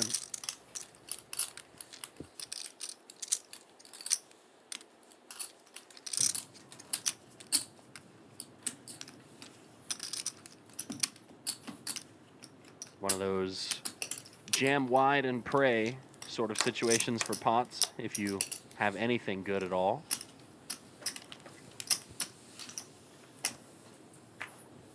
Yeah, single face card, probably good enough. And he does have one, but Folds anyways. I'm definitely not an expert, but I feel like a suited queen is probably good enough to go with when you have less than 5 big blinds. Very much agree, but we are here and they are there. Indeed. Trevathan with small pocket pair will raise it up here and makes it 150, which might be, I was about to say might be too much for Roundtree to defend with 8-7, but he does make the call, and it turns out to be a good one. And he is going to be ahead here. Nope, sorry, another board misread here. He is ahead still. He's got the open-ender. Yep, got some equity here. Yeah, something It's with going those on nines. with this deck. Yeah. Yeah, it's with those nines. We've gotten a little check here. Just a misread on some of those cards. Roundtree facing a bet of 200K.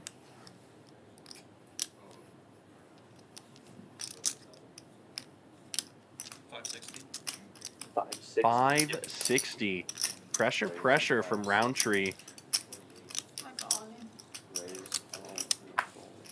Wow. I don't know if we had a card reader error there, but doesn't really matter to me. What a move from Trevathan. Yeah. No fear whatsoever. Roundtree clicked it to 520, and it took Trevathan approximately 5 seconds to go all in over the top with what I assume is correct to be a pair of fives, because we're not really having trouble with that portion of the deck. So that was just a gutsy blast from Trevathan, and it'll pay off. Indeed. And she is back into that commanding spot here where she's got everybody just crushed chip-wise. Lou, the only one who can really do damage to her stack.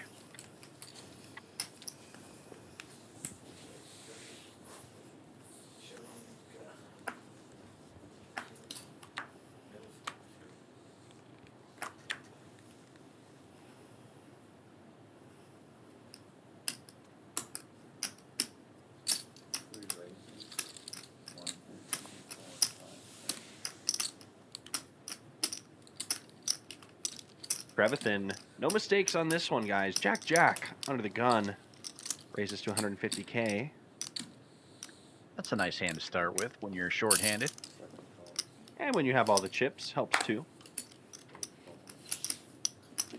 The draggers for Lou, and then Potts, the short stack. He's looking down at King Kong. In the big blind off of 5 bigs, no less. The only trouble is he's probably going to get called in both spots unless Trevathan squeezes back. I don't know if he has enough chips to reopen the raise.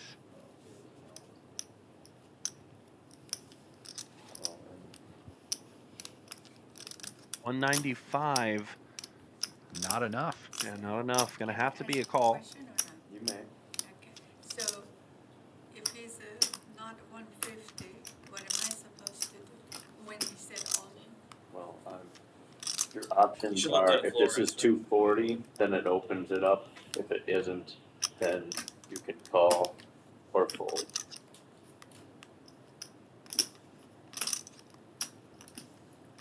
$195.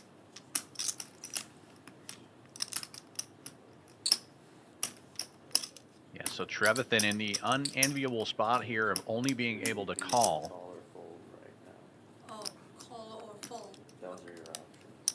Call. Call. Sorry. 195. Okay.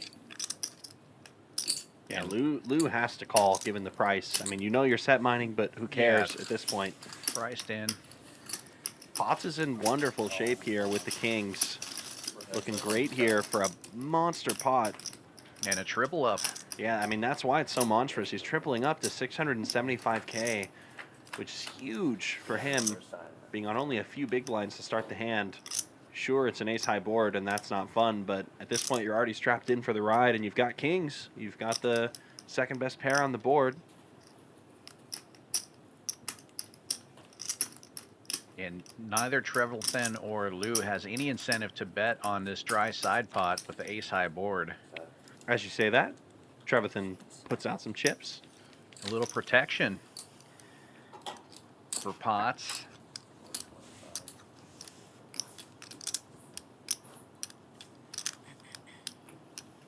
Pretty telling that Trevathan wanted to do more with her hand before the flop, but wasn't able to do so. But she'll see the bad news now. Jacks are not better than kings, and pots is in great shape here for the pot. Hearts also covered by pots.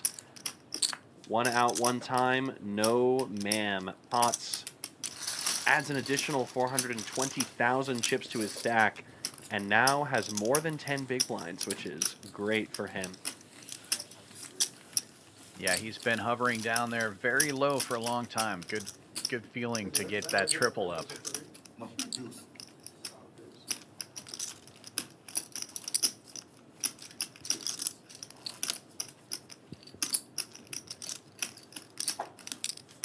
have to pull a Gary in a minute.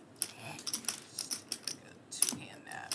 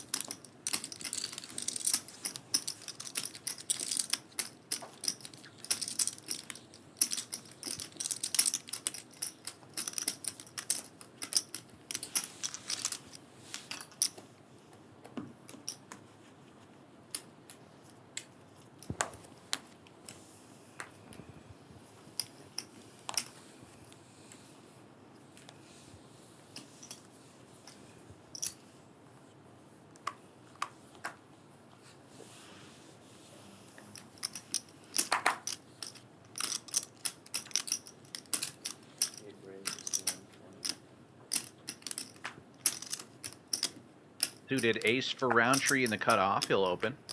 120 is the number. And a tight fold from Pots there with eights on the button. Folds through to Beasley, who also has a small pair. Sixes for her, and she's going to rip it all in.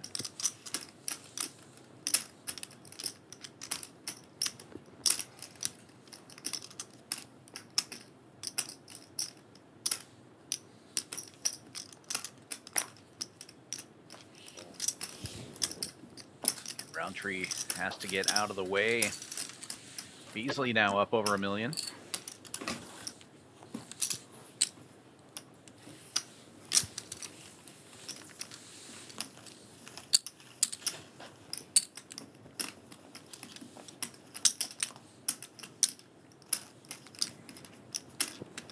Probably shouldn't say this, but I'm getting to the point where I'm amenable to talks. Amenable to talks. 3 hours of sleep. Discussion.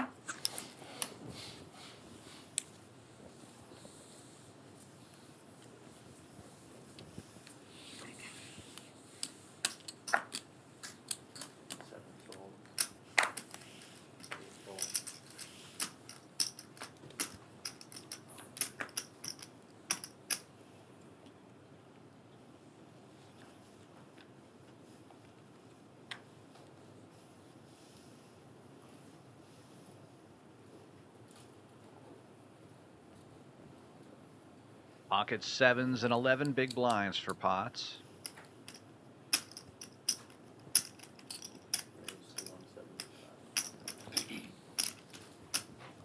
With a large open to 175.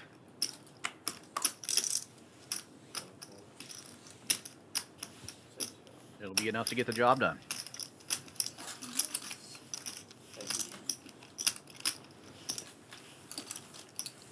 assuming if we did it, they would probably be ICM, right?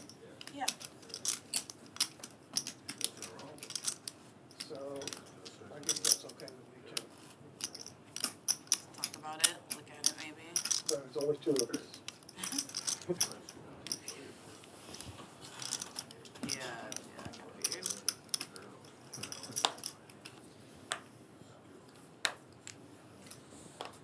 Just thought I'd share what's on my mind.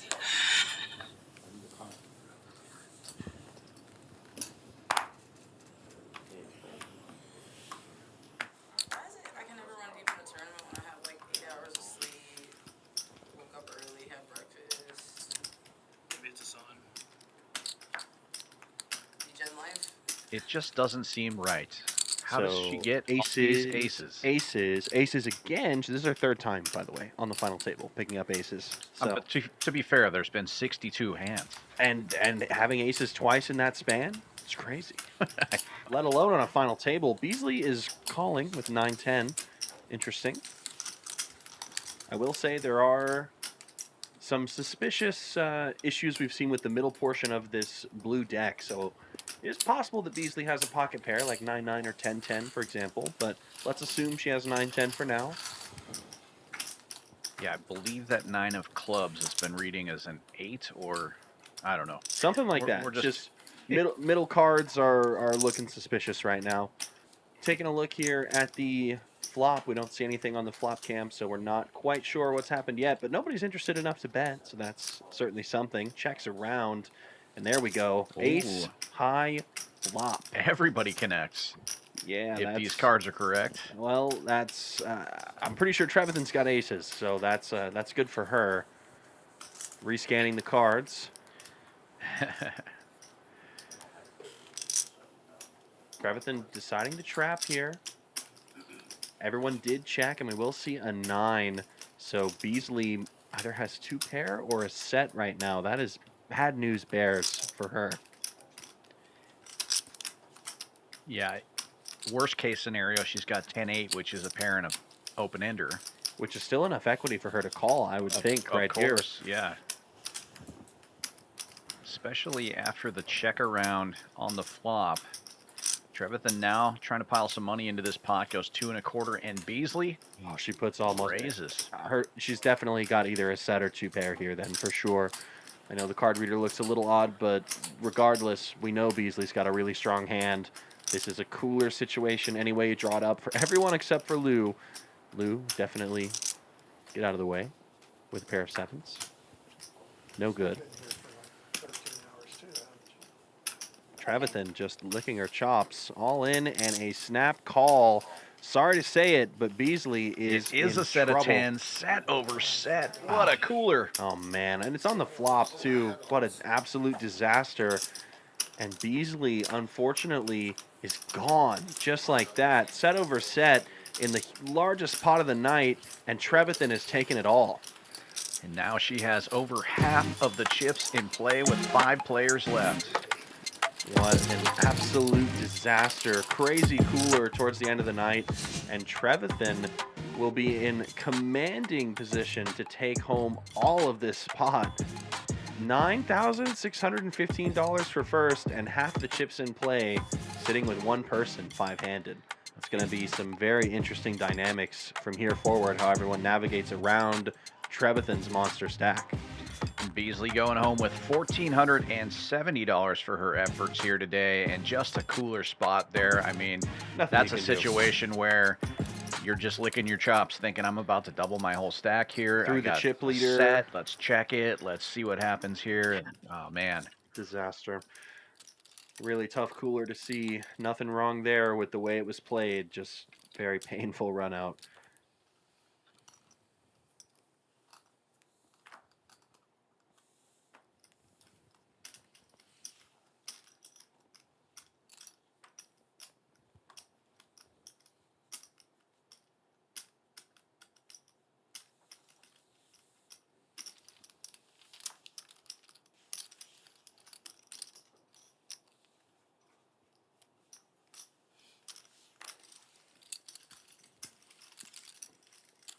A walk for Roundtree.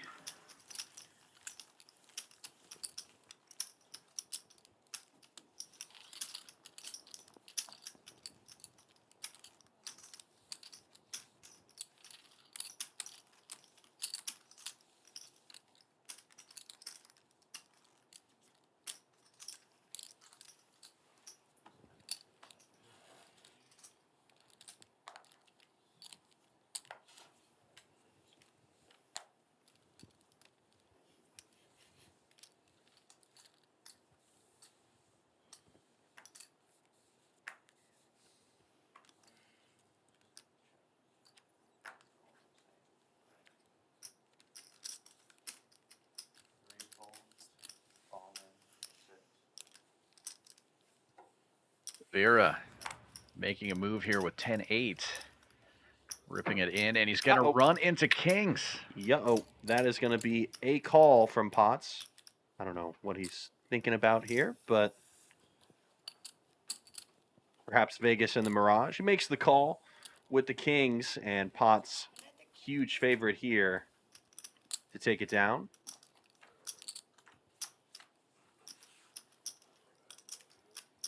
A little knife for Rivera. Does hit a piece of this. Got some backdoor draws as well, but he's going to need some help here. A 10 or an 8 now. But it's the Queen of Hearts, and the kings will stand victorious. And unfortunately for Rivera, that's going to be the end of the line for him. All of a sudden, down to 4 players. Rivera takes home $18.50 and a big pay jump now for 4th place. Everybody guaranteed $23.70. First place, $96.15. And then there were 4 very quick drops from a couple of our players. And now the pay jumps start to get serious. Pay jumps from here on out, $1,000 or more. 4th to 3rd is a $1,300 pay jump and only gets more severe from that point. Yeah, with the commanding lead that Trevathan has, it's really a battle for 2nd place, or it feels like it. Right.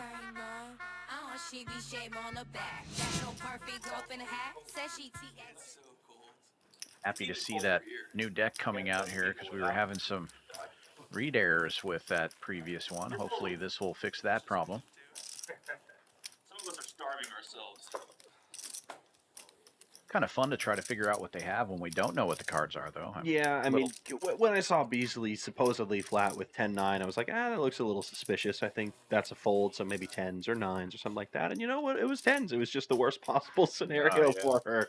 Set over set on a ace-high board. That's a gross run out in any style of poker, but a tournament final table, it hurts so much more.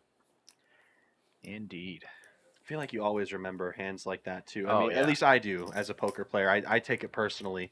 I've been set over set a couple of times in my life, but the time that I remember the most was in the middle stage of a tournament that was big to me at the time. So it's just like, well, this is horrible.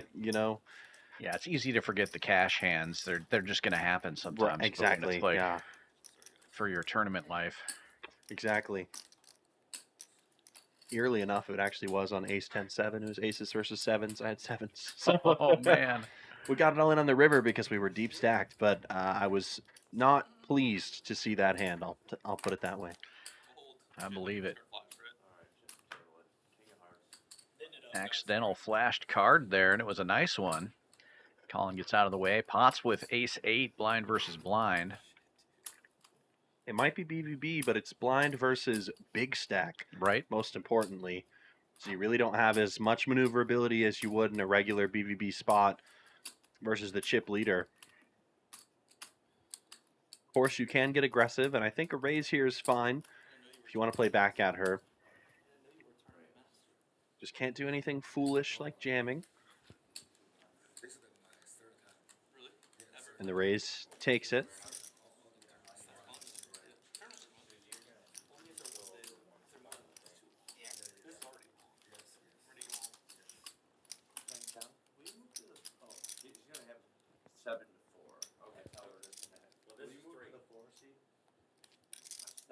Seven to 4, he said. So if he stays here, stop. 7 is moving to 4. Susan stays right here. Okay. And then repeat again. 8 to 6. You're going to 6. To shift them around the table so they're not all sitting in the corner. Yep. Correct. And then you're going to go to 7. Yeah. Give us a little better angle on these players here.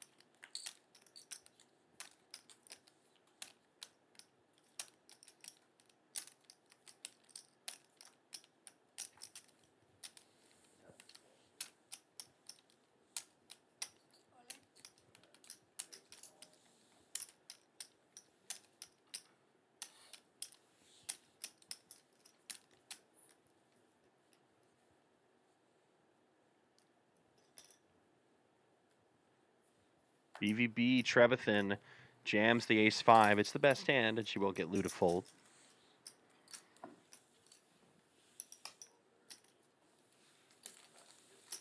Yeah, she can put a lot of pressure on these players. She can afford to lose any given pot here. She can be very aggressive.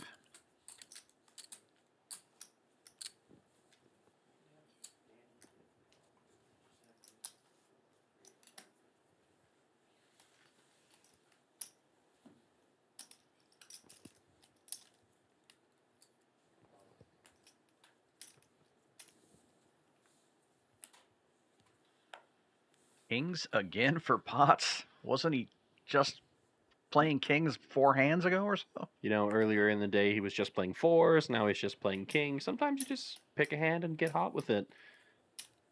I personally choose kings. Seems good. Yeah.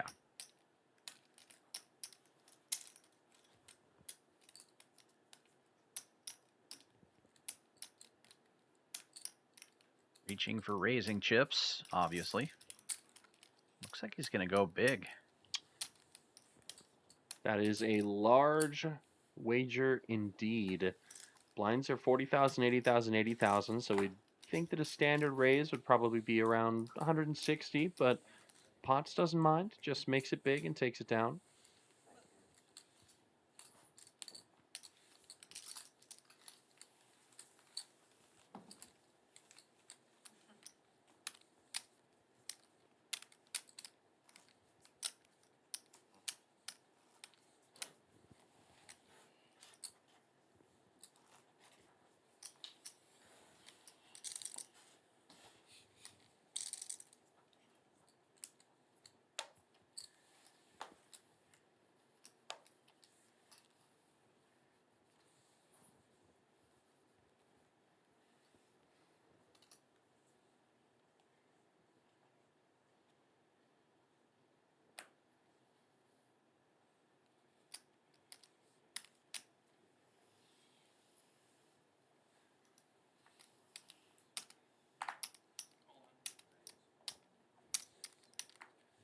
Roundtree makes a move, blind versus blind, but this time he's the short stack.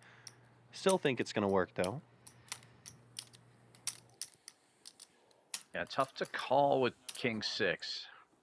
What do I wrote?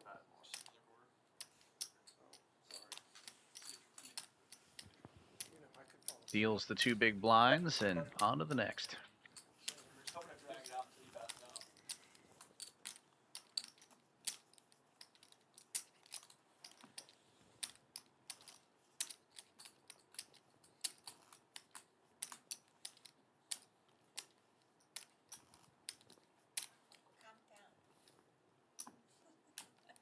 Calm down.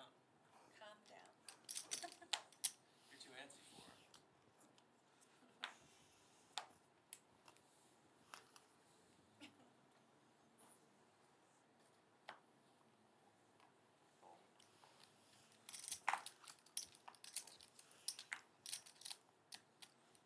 Blind versus blind again. Suited gapper for pots this time, but harder to push around the player in the big blind here.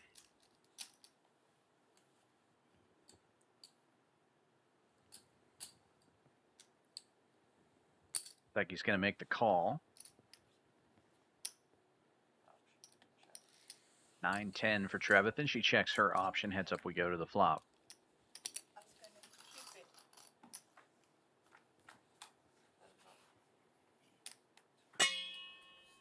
Triple tens for Trevathan. Running hot, staying that way. And Potts on a king-high board is going to choose to lead out here. These chips will not be coming back, as I like to say.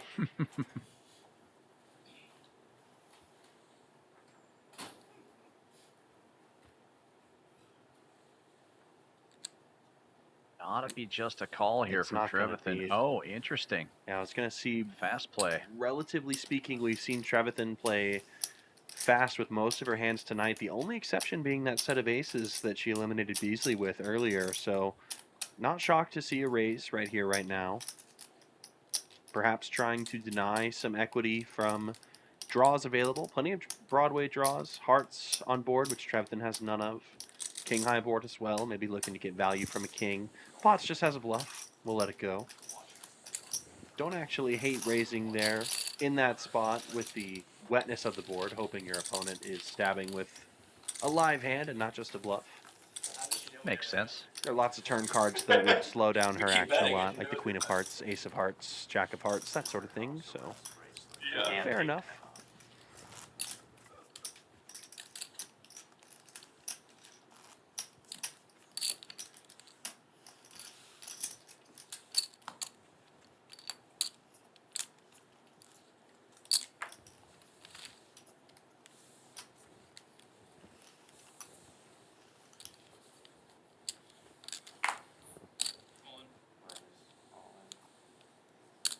All in, call in.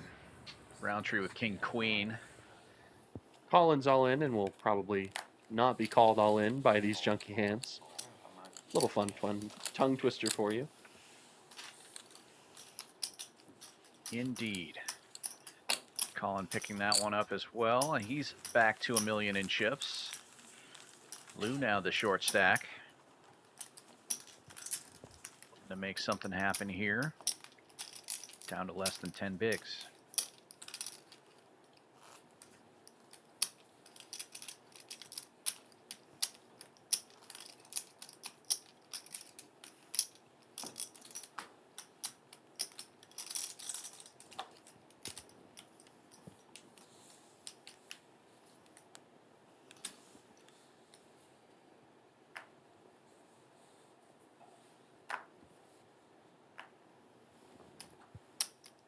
Ace-6 for pots. When it gets down to four-handed, pretty much any ace is decent to raise with, I would imagine. For sure. Four-handed Ace of Spades. You can never complain about seeing that as your first key card. I mean, you can if you get dealt like Ace-Deuce offsuit or something, but I like it. He's going with the raise. If you're going to play your raises large, keep it consistent. Pots makes it 225,000 with the Ace-6. That discipline laydown from the chip leader, the Ace-9. And Lou rips it in with the sixes. Now's the time with the pocket pair and less than 10 bigs. And he'll be dominating Potts, whose kicker is a 6. Potts asks to have the 225 pulled in so we can get a look at how much is left to call. 425 and $1 million in the pot. Getting a pretty good price with the ace. Yeah, decent price for sure, but don't think this is the time or the configuration. If you lose this pot, you trade places with Lou on the leaderboard, and being four-handed, blinds are coming up rapidly, so you're putting yourself back down to sub-10 big blind territory, which is just not desirable. He takes it down. And Lou back up over $1 million, and now it's Roundtree again with the short stack. It's going to flip-flop a lot with the blinds at this size.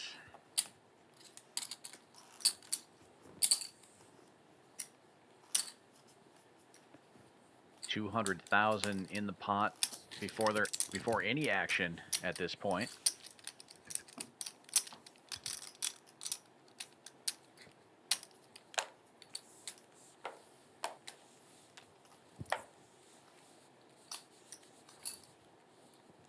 Pretty looking hand for Trevathan. Queen 10 suited.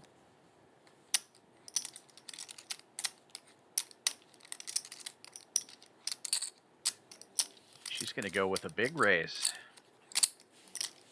A random grab of 250,000.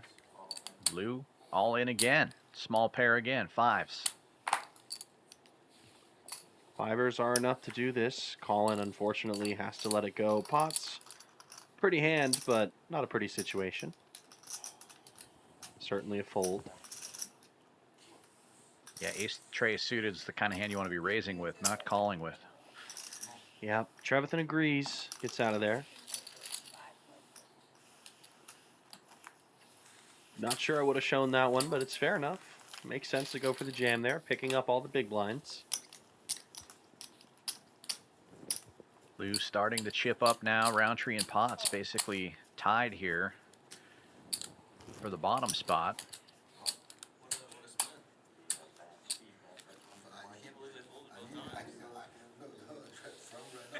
Every time I see that.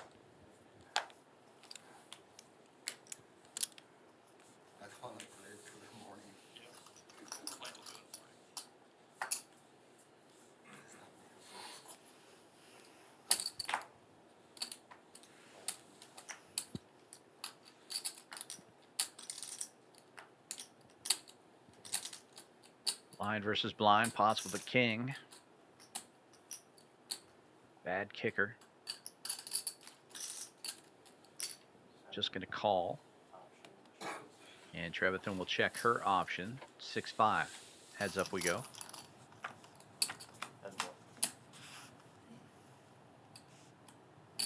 Potts catching himself a pair. Trevathan with a gut shot straight draw. So connectivity for both players on this board. It is ace high. We've seen Trevathan go after some of these ace high boards.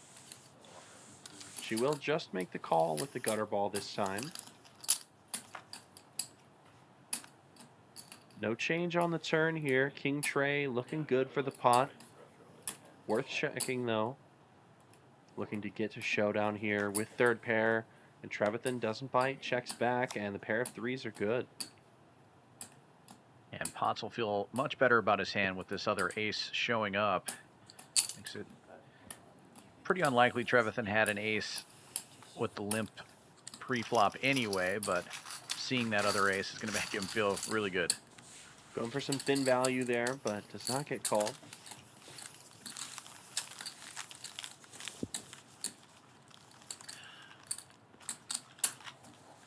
Same chapter 88. Susie, you're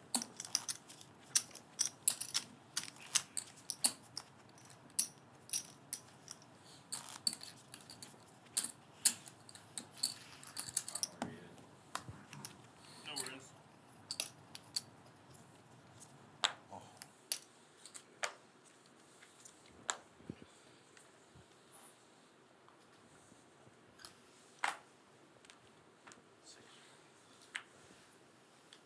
Big slick on the button for Potts.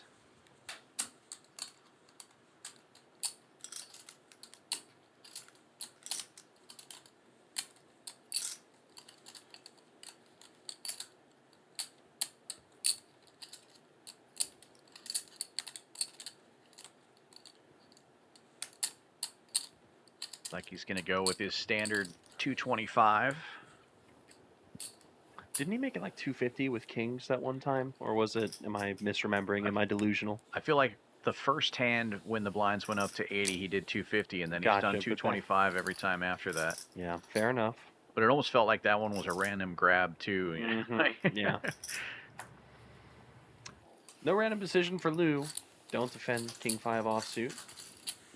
Maybe it was the kings. Yeah, I think it was right. The kings were right after the blinds went up. Yeah. No action on that. Hasn't really gotten any action on any of his raises. Might have to size it down a bit. Sizing or no, Potts has done well to keep himself where he's at. Very short stacked earlier in the tournament, but got a crucial triple up with the same hand, with the kings. For sure. Tripling through Trevathan and Lou at the time.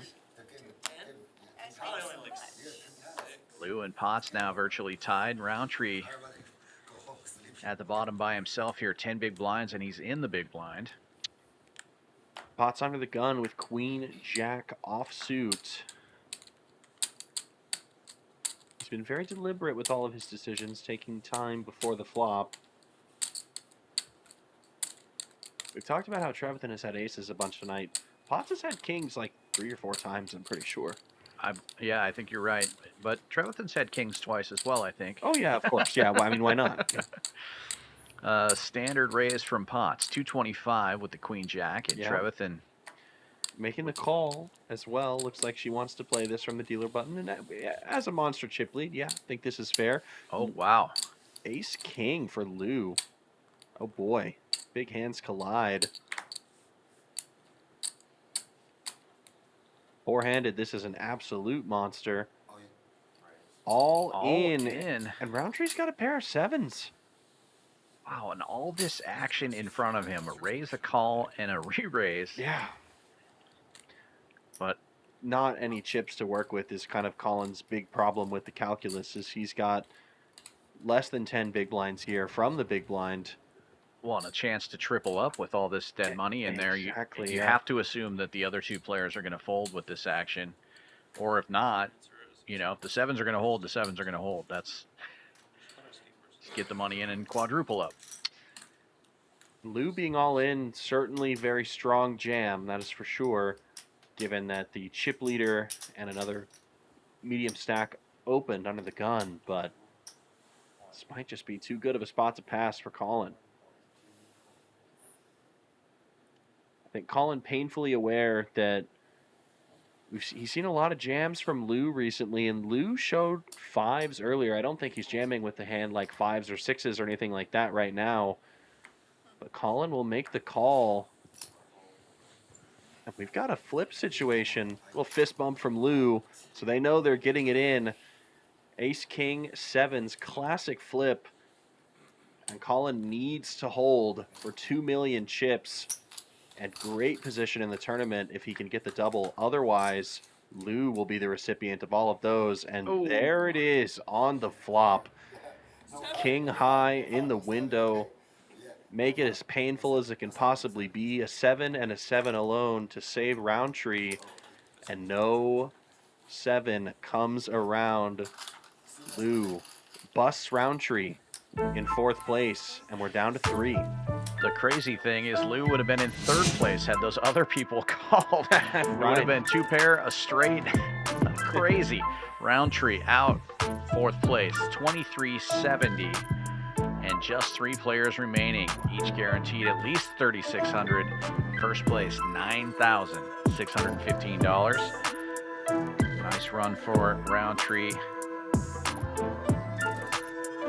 Let's see what happens next. Down to 3. Certainly going to be a fun battle with Trevathan having a lot of chips, but Lou close behind after winning that massive pot as well. Yeah, knocking on the door of the chip lead, and pots with plenty of chips to work with now as well, so it's really anybody's game.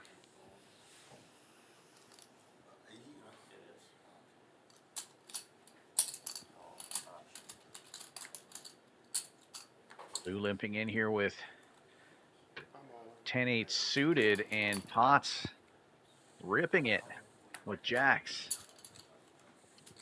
I don't think Lou's going to be calling that wager.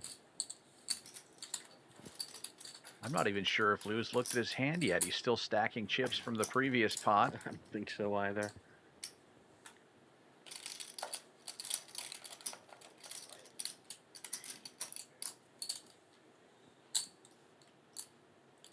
Asks for a count in any case.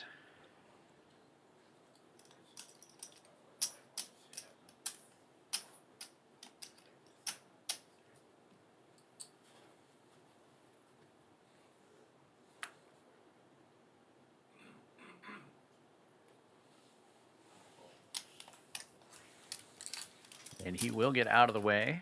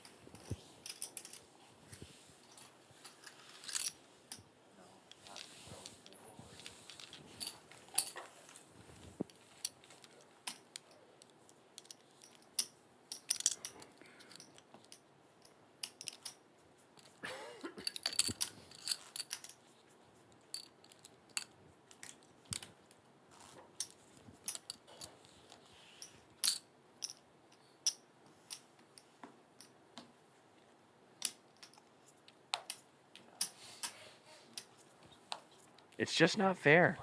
You get aces, you get kings, you get ace king, you get jacks. Back-to-back jacks. Double jacks? There's no saying for like getting the same hand twice in a row for poker, right? That's not a thing. Well, we're guys that can make it a thing. Let's think of it. Double jacks. That just sounds like someone who has no idea what they're talking about. It's jacks back to back for pots on the dealer button. Don't jam them this time. Looking for a raise in position as well, so you will have the advantage no matter what you do this hand. Looks to be counting it out. Potts bumps it up. Looks like he is going with the standard classic 225. May get action this time with suited ace for Trevathan. No, she gets out of the way. And shocking, actually. I really thought Trevathan would make the call off of her 3 million chip stack. Ace-2 suited there. Plenty strong enough to tango. I think Lou is going to do the honors here, given the fact that they are short-handed. Hard to make a pair in Hold'em, so defend your big blind with honor. No honor to be found on this flop. Jacks are way good. 5-3 with some backdoor hopes and dreams. Pots with the overpair and a simple decision. Continuation bet on this 9-high board I think is favorable. Sizing wise, think medium to medium small is what I would go here. And Potts has gone medium huge, it looks like. Medium well. I don't even know if that's. I think that's just well done. That's 500K. That's a big boy bet from Potts. Potts it on this 9-high flop and gets the quick fold.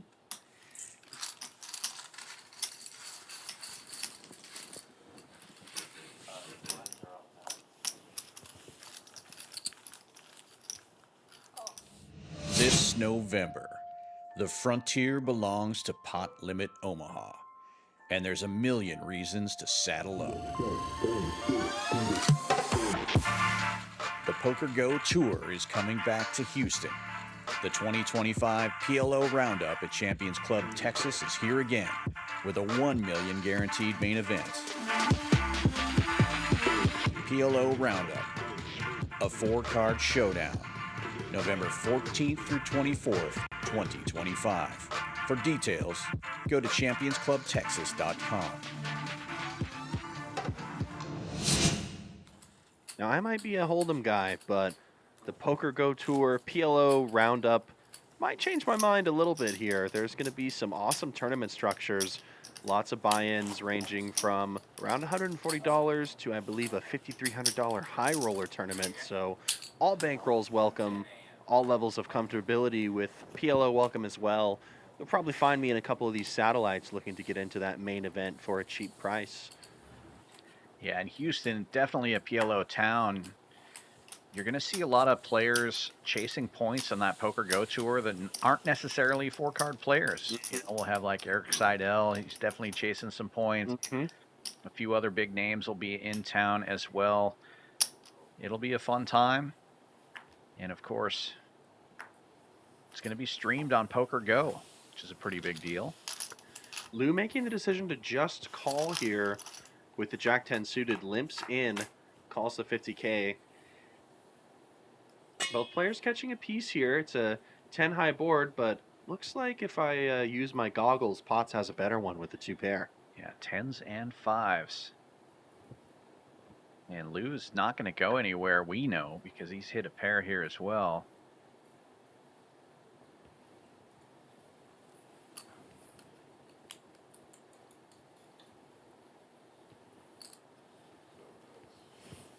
Potts, yeah, sorry, go ahead. Go ahead. I was just going to say, going with a pretty large sizing here, 2/3 of the pot. But it looks like Lou is going to go. Yeah, I mean, I would, right? You've under-upped your hand before the flop. I didn't get time to talk about it, but Jack-10 suited from the small blind plays is a pretty good small blind raise. And that's a great card here for Lou. Counterfeits Potts. Potts knows that card sucks. He quickly checks it. And just like that, it's going to be a chop somehow, some way from out of nowhere. Queen, queen, king. So they've got 2-pair queens and 10s with a king kicker. If you want to know how I know that, that is part of the practice for hand reading for the poker classes that we're doing here at Champions Club. Soft plug. But a miracle that Lou has made it out of here with a chop, given the flop. Lou may be able to blast him off this hand. He does bet here. I don't think he's going to be able to get him off of it. Potts was aware of the fact that on this run out, his great flop, poor turn, but he knows he's chopping with all other tens, losing only to a queen or a king, and it's hard to make a pair heads up and hold him. So he will make the call, and they will chop it up. It went from way ahead pre-flop to way ahead on the flop to way behind on the turn to chop it up after all. So really topsy-turvy roller coaster, that hand. Got to bring out this one. Everybody loves a chop.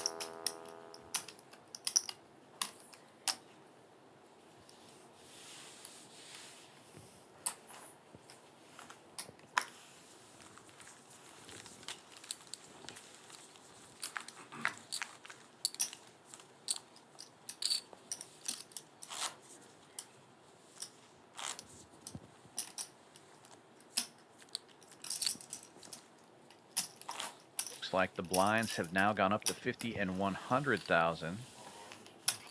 Not sure how long ago that was, but I'm noticing now. Hey, that's okay. Very recent development, actually. Like, as of this exact hand, even. Potts was going with the standard 225 earlier over the 80K, so that's how I've been keeping track. Potts has been keeping me in line here, and Yep. he's got another premium, because why not? Ace King from the small blind here for Mr. Potts. Just being dealt the heat, it feels like, this last hour-ish or so of the final table. Another opportunity to go after it, but Potts is going to get tricky here. And to be fair, this is good. I do like the Ace King limping in from the small blind. You're going to have some traps when you are playing blind versus blind, and Ace King is one of them. So I'm a fan. I prefer raise or call, and call is good. So he does make the call here, under rep before the flop, and it will not punish him just yet. He's got Ace King high, Trevathan with just 10 high. Check, and she's going to take a big swing at it here. 200K. Big swing and a quick call here, though. It looks like Potts is counting out those chips. Potts is showing his stuff that he's pretty well studied in a couple of different spots. Saw him float on that ace-ace 4-4 board earlier with queen 10 high. That's a very theoretical move. Calls with the ace high here, and the king of diamonds drops on the turn, locking up the hand for Mr. Potts. And the river card is irrelevant. 10-6 can't win the hand no matter what you do. Now it's on Potts to try and extract some value from Trevathan's stabs. Any jack, any 8.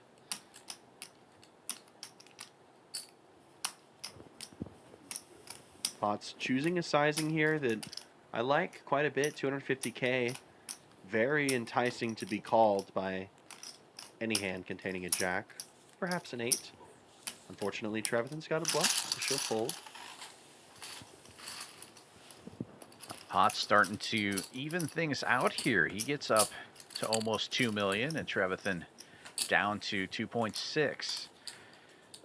Lou at 2.2, so anybody's tournament at this point. Trevathan's commanding lead has disappeared.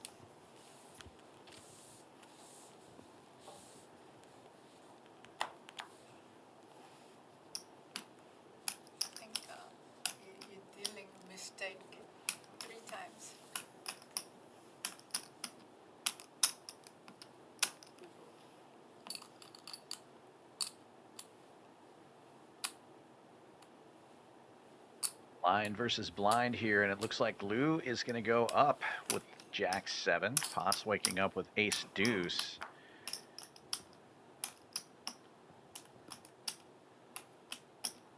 Ace deuce from the big blind, 3 big blind raise from the small. Think this is fine to call. Heads up.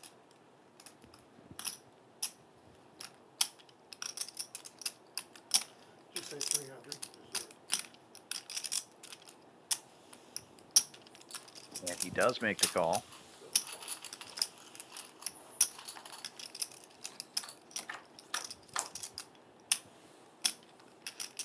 Five, 5, 6 on the board.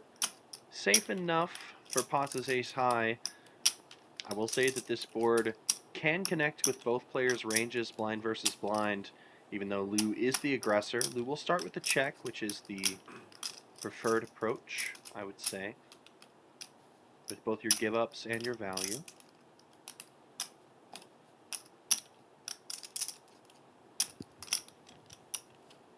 Potts taking some time before cutting out a wager, and it will not be small. It's another monster, 500K. Didn't cut it out at all. Just Nope. pushed a whole stack forward. No cut, just push. He knows those stacks are 500K. Potts' barrel gets it done with the best hand. Lou lets it go. And they basically switch stacks here. Potts now up over 2.2 and Lou down just below 2 million.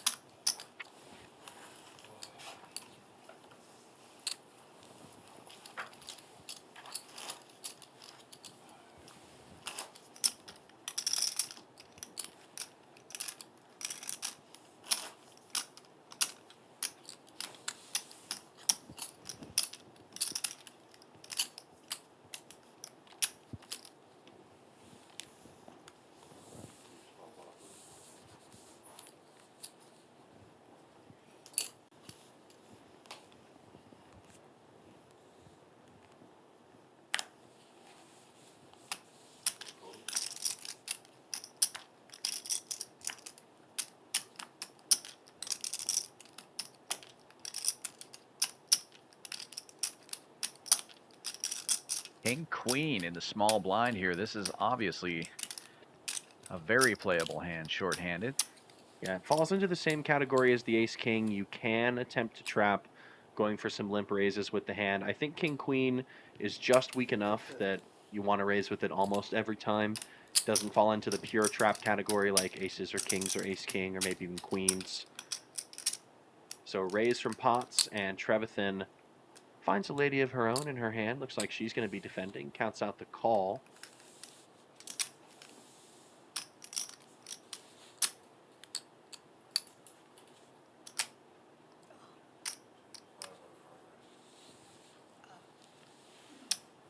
Couple too many chips out there, but it's the spirit that counts.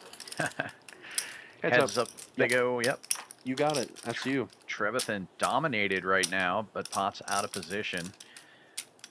Pretty good flop for King Queen. Flops open-ended with the 2 overcards. Sorry for cutting you off there. My synergy's out of whack. It's a little late for me. It's a 2:30 over here. Thank you guys for sticking around with us through this late night call. Potts, open-ended straight draw, and the initiative before the flop. And I think Big Bet Potts will be the name of the game. This one is not quite as big. That's a barrel that's just slightly shorter, 475,000. But it's still a big bet, big enough to get Trevathan out of the way. I think Jack 10-7 with 2 clubs is a board that the big blind can connect to, but she's going to have plenty of whiffs as well. And Potts with a draw, choosing this larger sizing, more polar, gets the job done. And Potts, with that pot, may I remind you, is our chip leader, taking it away from Trevathan once the new numbers are totaled. Potts up to 2.5 million, and Trevathan down to 2.2. Crazy turn of events.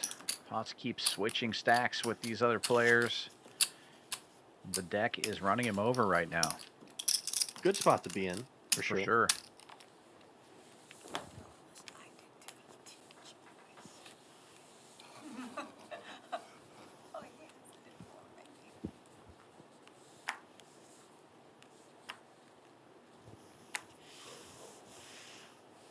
What the? Pot's folded? No way. Sorry. He did. Excuse my forced humor. Potts is no longer going to be winning his like 5th pot in a row, which is good for the rest of the players here at the table. Trevathan with a very playable Jack 10. She's going to play it hard. Honestly, I like it. I really do. At this stage in the tournament, and Lou's got a really nice hand to maybe put up some resistance, but if he folds here, oh, I really like it. Yeah, I like it. So, there obviously, heads up, there are some theoretical approaches, but given the stack distribution right now, such a large wager, you don't really feel comfortable calling with a hand like King 10 offsuit. So with a hand like Jack 10, you can certainly apply some pressure by going for an abnormally large raise size just to kind of force yourself to not have to play the hand out of position. Doesn't work every time, but there are certain hand combos that I think it's good to do that with, like with your junky offsuit aces, your junky Broadway cards like Jack 10 offsuit. So I like that. I'm a big fan of that play from Trevathan. Well, she wakes up with another junky Broadway hand, but this time in the button. Yeah, situation's a little different. I think raising here is good, not to the same size because you're in position, but we'll see what she decides to do.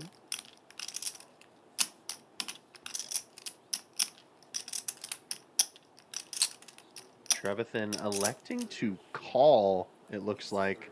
Yeah, I think she meant to put in a raise. She but meant to raise, but it's not going to enough be. chips. Yeah, that's the pain with not counting out the proper stacks before putting them in. Sometimes little errors like that will happen. It gives Lou a good price with a suited Jack 3 of clubs and pots.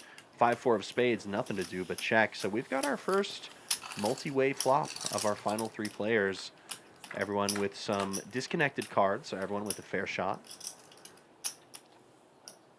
Club draw for Lou. The queen high still in the lead currently. It'll check to pots, and he's going to take a stab at it here with nothing. Potts has gone for a couple of these little stabs tonight, looking to take away these pots. No pun intended for real this time, from other people. Just a topical name that he has.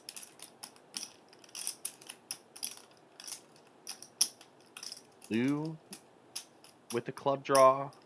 Trevathan with the absolute nothing draw here. Queen high. We'll get out of the way.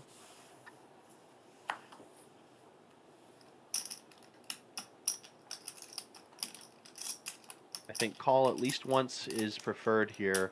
I think it's possible that you can already turn Jack high into a bluff here with a flush draw, but again, just Jack 3 of clubs, so much equity short-handed, I don't really think it's worthwhile to put in the raise necessarily, but I can see both options. I think I prefer call, but both do work.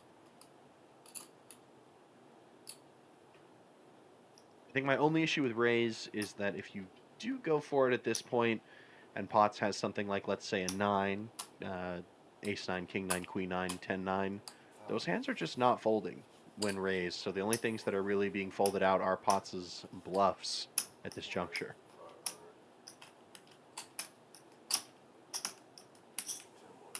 Never going to be continuing worse, I'll say. Raises it to $500,000. Gives Potts a pretty good price if he did have something, but I can't imagine Potts will continue with just backdoor 5 high spades. He won't. Gets out of the way. Lou takes it down. We've got an even Steven chip distribution.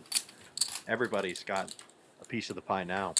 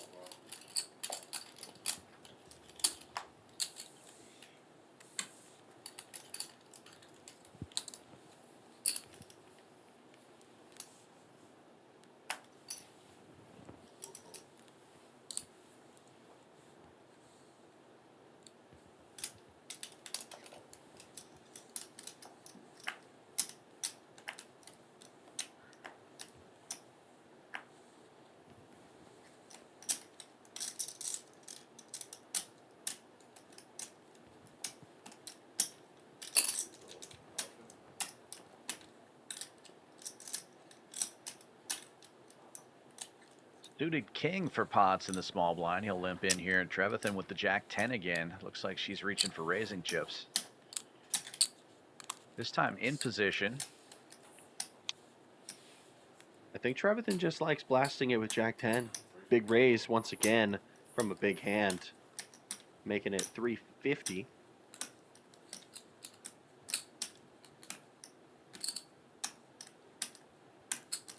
This time she has the benefit of position, but still a big raise. Potts calls with the best hand, king 8 clubs. We will take it heads up to a flop. And it is lucky aces, but not for anybody here. Potts' king high is good. One of those slot machine sort of hands. Checks it over, and Trevathan immediately reaching for chips. Gonna put a whole stack out there. Looks like 500. Yeah, it's that same situation from before earlier in the night, and this time Potts does not opt in to that trade tonight. He will get out of the way. Trevathan retaking the lead. Back up to 2.6, and Potts down at the bottom spot again. Every pot matters here. That's what happens. Everybody's so close together in chips. Yeah, late stage tournaments, it's going to come down to just a couple of hands. No chip lead is safe anymore. No such thing as a dominating chip lead when so few big blinds are in play.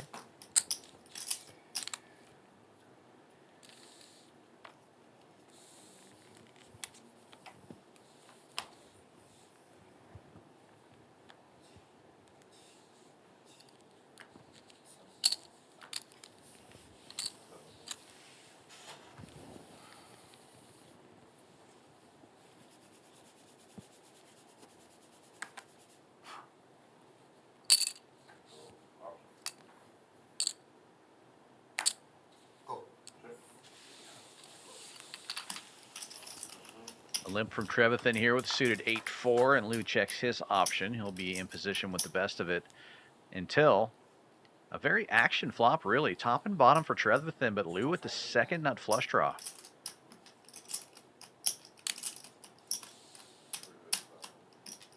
Trevathan going huge here, overbetting the pot. And a quick call from Lou. He didn't even think about it. With the king of diamonds, he knows he's got it. This time he's willing to fight back. Lou's proven he's willing to fight back with these draws. And it looks like the turn didn't trigger. Oh, there we go. And he does catch a pair here now. Yeah, I think for Lou, this is golden hour to check back. And that's it. Trevathan's going to win this pot. And wow, I'm shocked that she's firing such a huge barrel, given the fact that this is a ridiculously wet board. There are multiple straights possible, flush available on the flop. 8-4 is obviously the second best two pair you can have on this board, but still surprised to see such a huge wager. You're never getting called by anything worse, I don't think. After that insta-call. Yeah, on the flop there, and the 3 comes. Yeah, I mean the check back on their turn, you can be reasonably confident you're not up against a flopped flush. If Lou had the 10 high flush, 9 high flush, maybe he continues betting there on the turn. But takes the top 3 places and splits it between us based on how many chips we have. So she would get the most, and I would get about the same. Potts is talking about a chop here, so we'll see what the players decide on. We'll see if the players agree or decide to battle on here for tonight.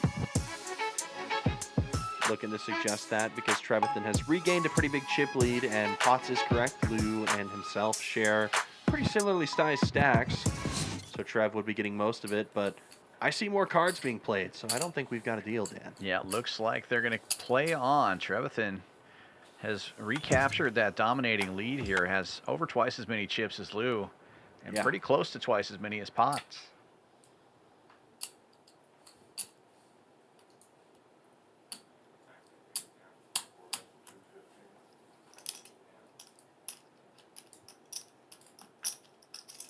Oh, here we go. 7-4. About to get there. 6-4 will not be getting there. It will be getting into the muck, question mark? No, Potts is going to defend it. So 7-4 in a dominating situation. Walk me through it. I'm not doing any analysis on this hand. This is all you. Well, I mean, obviously 7-4, the best starting hand that you can have. Right. So Let's now see how the flop. walk me through the flop now. What do we do here with 7-4? Well, you raise pre-flop. King, queen, high flop is an obviously easy board to continue with. Should be smashing your range, and it is, because you have a backdoor club draw. Of course, right? Lou stacking out a size that's a little over a third of the pot, 225. Standard kind of C bet if you actually have something like 7-4. Getting there. There you have it. No more analysis needed from me. 7-4 gets there. And he showed it, by the way. He showed the 7-4. Well, you have to show it. If you're going to play it, you have to show it. That's the whole point.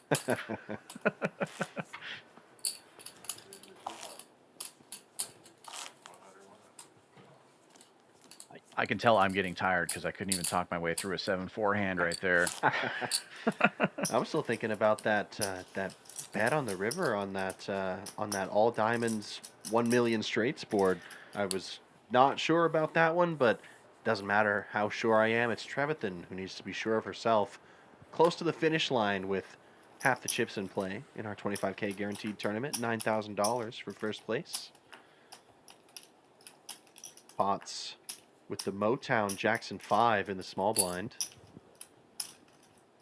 Makes the call. Trevathan with a suited king. Goes big. Yes.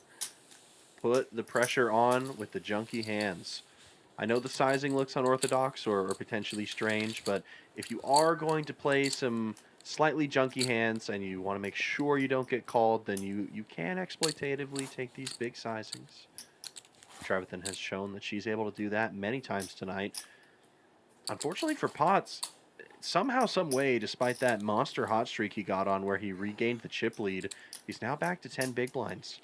And that's just the terrible tragedy of late stage tournament poker when you run out of big blinds. Well, when there's only 60 big blinds in the whole tournament, it's, every pot is going to make a big difference. And now Potts has to really start considering his options with an offsuit Jack 10. It's 2 Broadway cards, and he can open, but navigate carefully from this point forward. If you face any significant resistance, you have to fold. You'd have to think. Let's see if he continues with the patented pot sizing. He does. Makes it 300K, so 3x. It looks like Lou wants to gamble here with 6-5. Yeah, Lou defending his big blind just because he knows how important every pot is to the remainder of the tournament. Trying to hold the line here. And as you said earlier, it's hard to make a pair, and this is an easy hand to get away from as well. If you miss, you know you missed. Exactly, and Potts has not missed. He's connected with middle pair, backdoor draws, and Lou. Live tells on everything in poker, but I've scarcely seen a man less interested in a pot than I did with Lou's check right there. This one's yours. So I think a bet is literally of any size is preferred here. Potts meticulously counting out the bet. Lou meticulously considering how fast he can put the cards in the muck, and he does. He gets out of the way. And I believe that was the last hand at this level, so it's about to get even more interesting here. The blinds going up. Let's take a look here at our payouts. Third place finisher will be taking home $3,630. Second place, $5,910, and first, $9,615. Do not let your eyes deceive you. New chips in play this late in the night. Tournament's almost over, but the chips keep coming. These minty white and blue chips are worth $100,000. They are going to be replacing some of our greens and our pinks. Pinks are now no longer in play.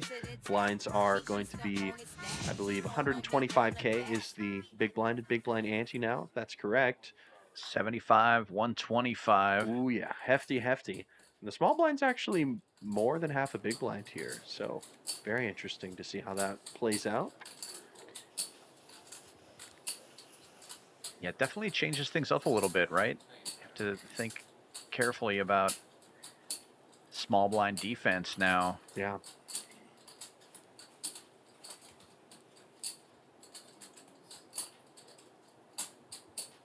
Lou, the short stack at the moment. Got the 5-4, and he's going to lift it up here. 275. Indeed. Oh, and look at this. Potts with 5-4 as well.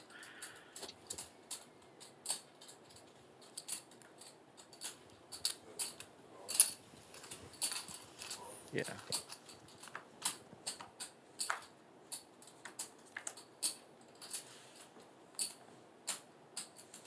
Potts does call here, and we see a flop. Obviously, neither player connecting. And Lou is going to shut it down. Be interesting to see if either player takes a stab here. After the check back, I think if you're raising pre-flop, Lou should really take a swing now.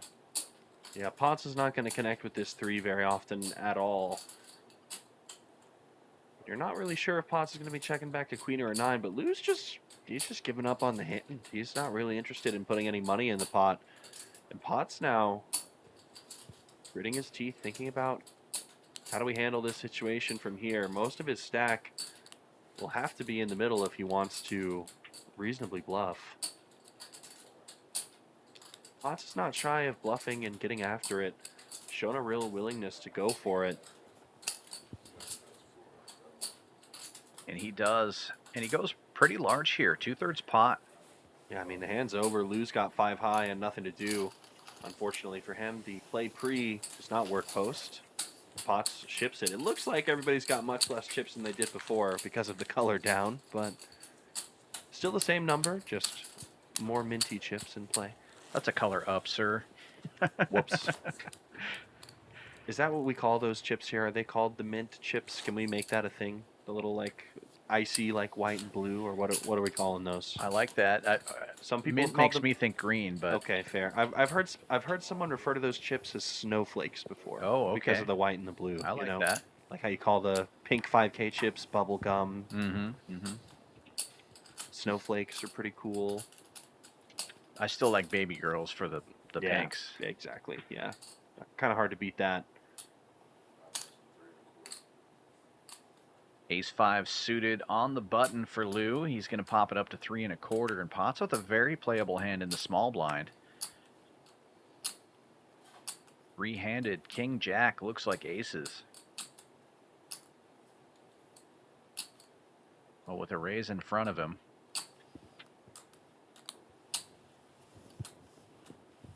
Potts is going to come along here for the call. Just like you said, that small blind defense coming into play. And Trevathan with King 10 off from the big, very defendable as well, so we've got more three-handed action. All 3 players over $1 million in the pot already. Jack high flop for Potts. Lou with bottom pair. And 3 diamonds on board as well. Lots of draws available. And nobody has a diamond. It's not orthodox, but Potts is very much so considering a lead here. Again, same principles and heuristics we've talked about before tonight. It's very hard to make a pair in Hold'em, let alone with 3 people playing. And seeing how many diamonds are on board, Potts might just want to deny equity from anyone with a diamond in their hand right here, right now. When he goes giant. Yeah, big blast here from Potts, 700,000. Trevathan has a gut shot that she might feel is no good and get out of the way. Lou's just got bottom pair of 5s. Might be asking himself, is Potts doing this with just 1 dry diamond?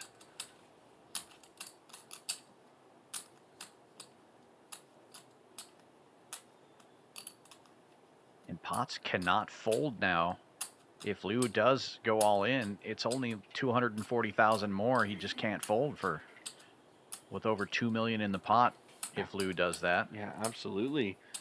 I mean, if Lou jams here, he knows that he has to be flipping at best, to be honest with you. Right? I mean, I would think. I mean, what you'd think the guy leading out for such a huge size, Even if you put him on a dry diamond, you're still flipping with that hand. Any diamond, because you don't have a diamond in your hand. Yeah, with 2 cards to come. It's essentially irrelevant that you have the ace of clubs. You're just playing bottom pair and praying that your opponent's on a flush draw, and he just goes for it. He goes all in, 940K. I mean, pots is 240 more, and you've got King Jack. Put the rest of the chips in the middle and put the cards on their back. You said it's 200 more. Uh-huh. How's it? Okay. Potts puts the chips in the middle, and Lou has picked a bad time to make a move. Potts has him covered, and if he holds, he is going to have just about as many chips as Trevathan and will be heads up for the title. Yeah, it's going to be almost identical stacks if he wins this one. And he's looking good to do so, yeah. Unfortunately for Lou, picked the wrong spot here. But he did make it all the way to 3rd place. 36-30 going home with Lou, and heads up we are in the tournament now between Susie Trevathan and Ted Potts. Great run from Lou here. Showed up as our chip leader starting the night. Ends with a nice 3rd place finish. Very good for him. And the rest of the players going to play for it all. ICM super important here. The difference between 2nd and 1st is $4,000. No small chunk of change at all. Now the 2 players will get comfortable at opposite ends of the table and prepare to duke it out. Potts actually with the chip lead after that hand as well.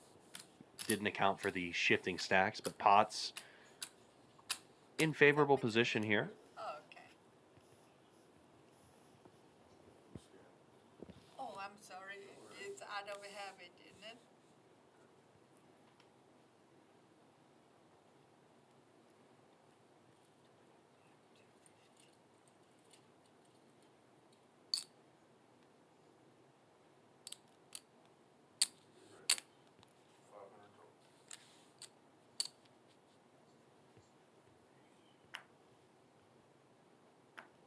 Spicy Rays here with 9-5 from Trevathan.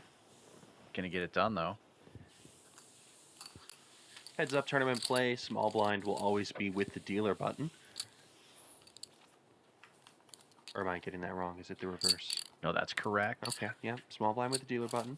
So it's interesting. You get position and you get to act first. Double trouble.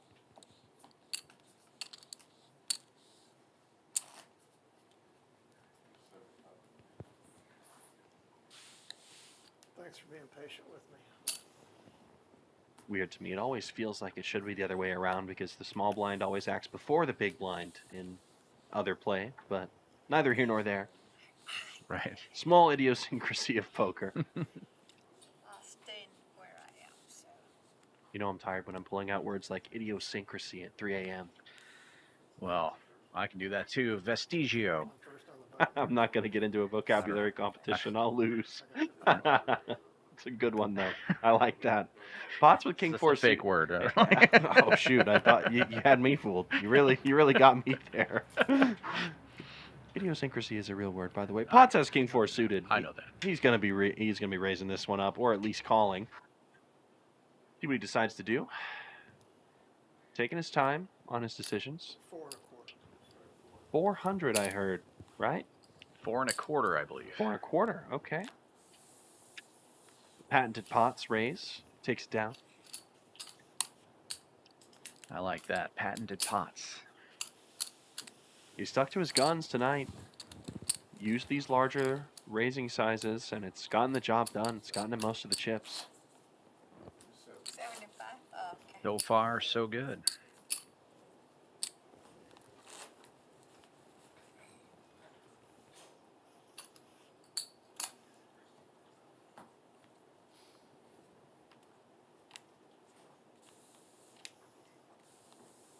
Now I have to do it again.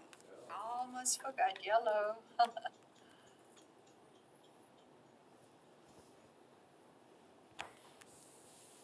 Here we go. 7-4 on the. What? Oh, no. Hey, it was a great fold. She knew she was dominated. You mean dominating? Oh, so true, actually. 4 high flop.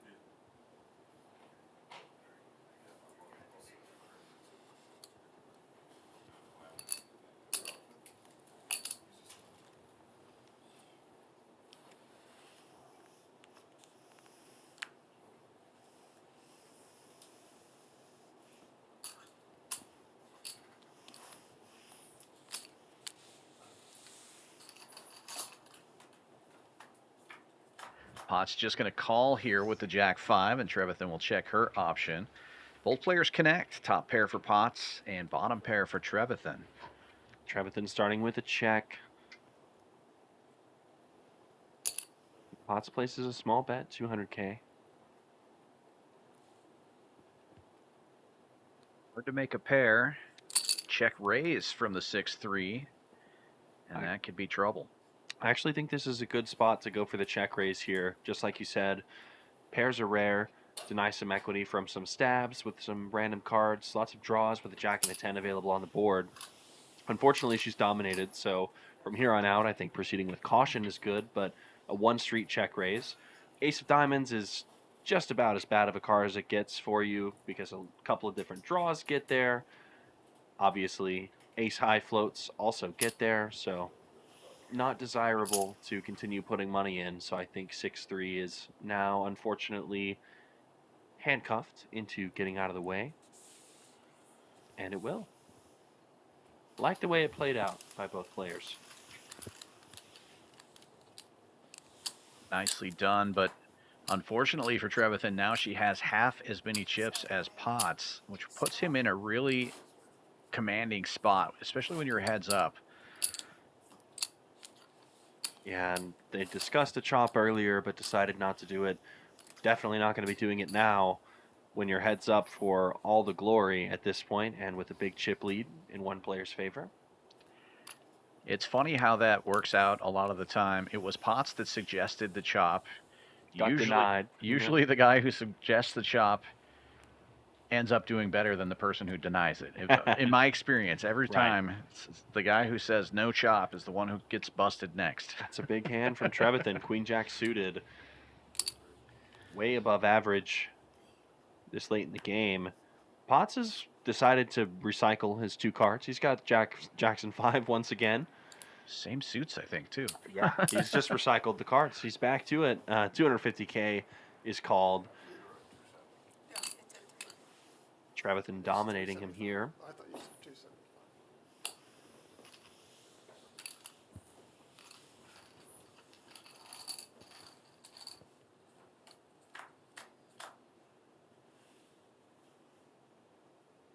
And 2 hearts on board for Trevathan. Gut shot and a heart draw. Yeah, I mean, what's not to love if you don't make a pair? This is about as good as it gets for you if you're Trevathan.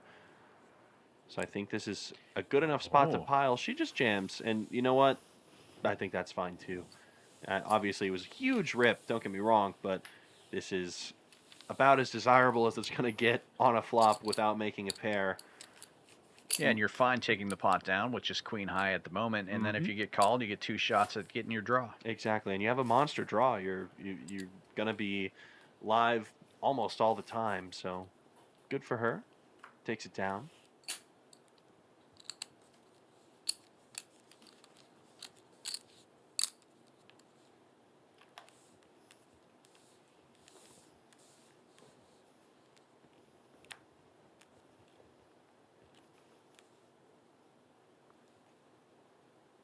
Well, the same jack is back, but worse kicker this time. Potts was getting deja vu from pulling that jack of diamonds 3 times in a row. Suited jack and the chip lead. Time to raise. 375 is the wager. King 7 off for Trevathan. Also good enough to get in, and oh boy, Good enough to get in, says Trevathan. Wow. Jams it and gets it through. I mean, hey, it was the best hand. But scary looking jam for sure. 2 rips in a row. Maybe somebody's getting tired. I don't know. Maybe. It's me. I'm getting tired. I think Trevathan might be getting tired too. She just put in a small blind Annie, so we don't see that very often. She's just pre-firing the call, of course.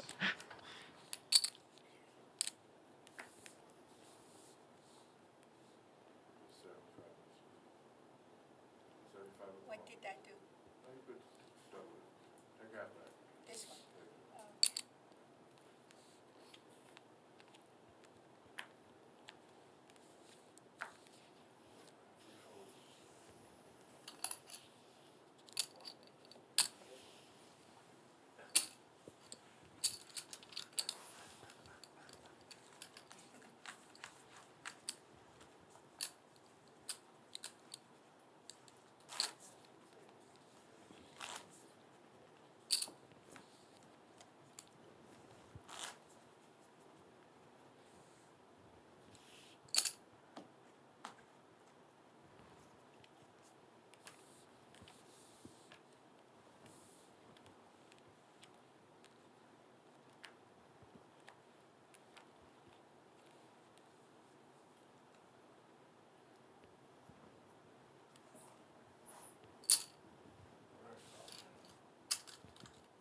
Wow, big hand here.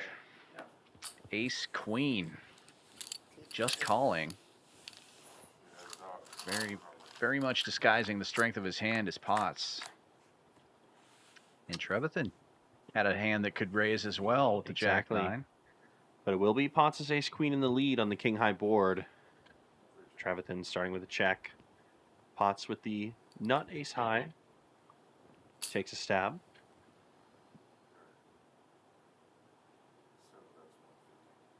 Small bet for Potts, 150. To the stabber go the spoils.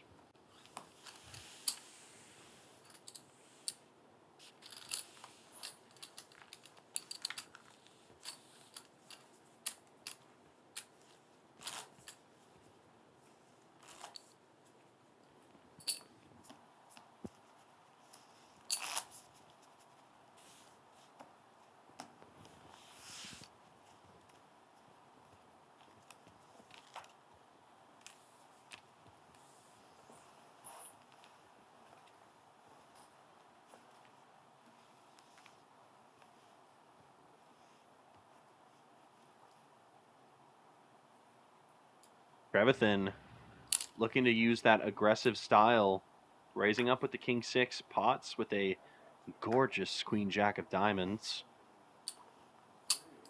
Definitely going to at least see the flop, and he does make the call. Oh, yeah. Potts comes along.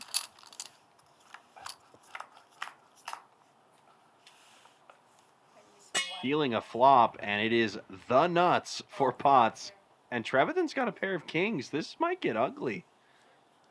I love the check. I mean, obviously, you have to check there. And Trevathan betting pretty large here. If you're going to bet and play a hand like king 6, I think big bet is actually preferred on this board. Deny equity from some diamonds. You've got a strong-looking pair, so this is going to be a bloodbath, I think. Potts definitely needs to come along with just a call here. He does. And more in the pot than in Trevathan's stack now. And to make matters even better, Potts makes a straight to go along with his nut flush. I've got the nuts and the nuts. You choose. Right.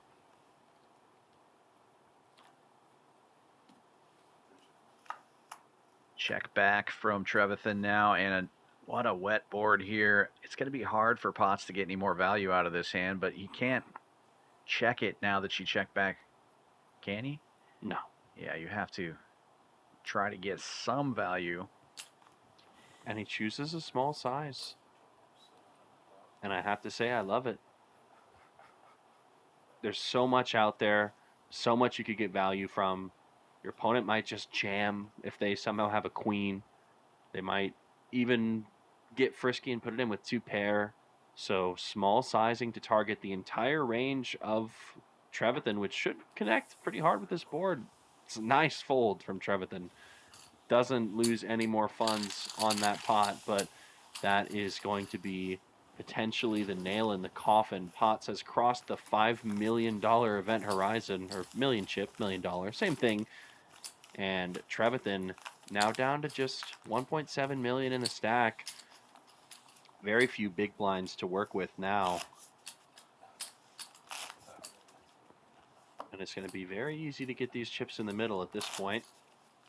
Potts grinded his way up from a shallow stack and has risen all the way to the top. Oh, and look at this. Well, that's just not fair. How many times is this guy going to have kings tonight? 5, I think, by my count. I have a feeling this will be the last time. That's a safe bet.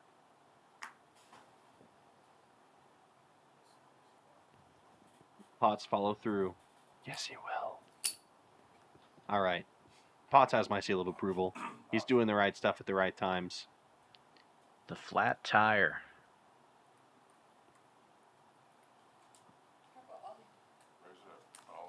It's hard to ride home on a flat tire, and Trevathan blasts it in. Potts' trap collects the ultimate reward, and kings just have to hold against Jack 4, and Potts will win the tournament if he can. Well, it's not over yet. We've seen Trevathan come back a few times tonight, and she does get a little bit of equity here. A tiny bit. Backdoor Broadway? No. There will be no backdoors, and it's all over but the crying. Ted Potts is going to be the champion of our 25K tournament tonight. What a great run from both players. Trevathan started this final table as the second shortest stack and runs herself all the way up to second place. She'll be taking home $5,910. And Ted Potts, who came in here and rode the roller coaster. Oh, yeah. Up and down several times. All the way down to the bottom, all the way back up to the top. Stacked multiple players along the way, including the most important one of all, his final opponent. And Potts has done it. 9,600 is the score for him. Excellent stuff. Yeah, and well-deserved. And remember, Potts tried to chop this thing when he was third in chips at one point. Well, Potts, good thing we didn't chop. Exactly. Nicely done. And thank you all for watching tonight. It was a long battle here, but a fun one. We're going to be doing more of these tournament final tables, including the Texas PLO Roundup coming up here on the 14th. For Chris McCauley, this is Dan Fouts, and good night. Good night. Play your hand, play your hand. No buck, counting the stacks, stacking the rags. And no buck, counting the stacks, stacking the rags. No buck, counting the stacks, stacking the rags.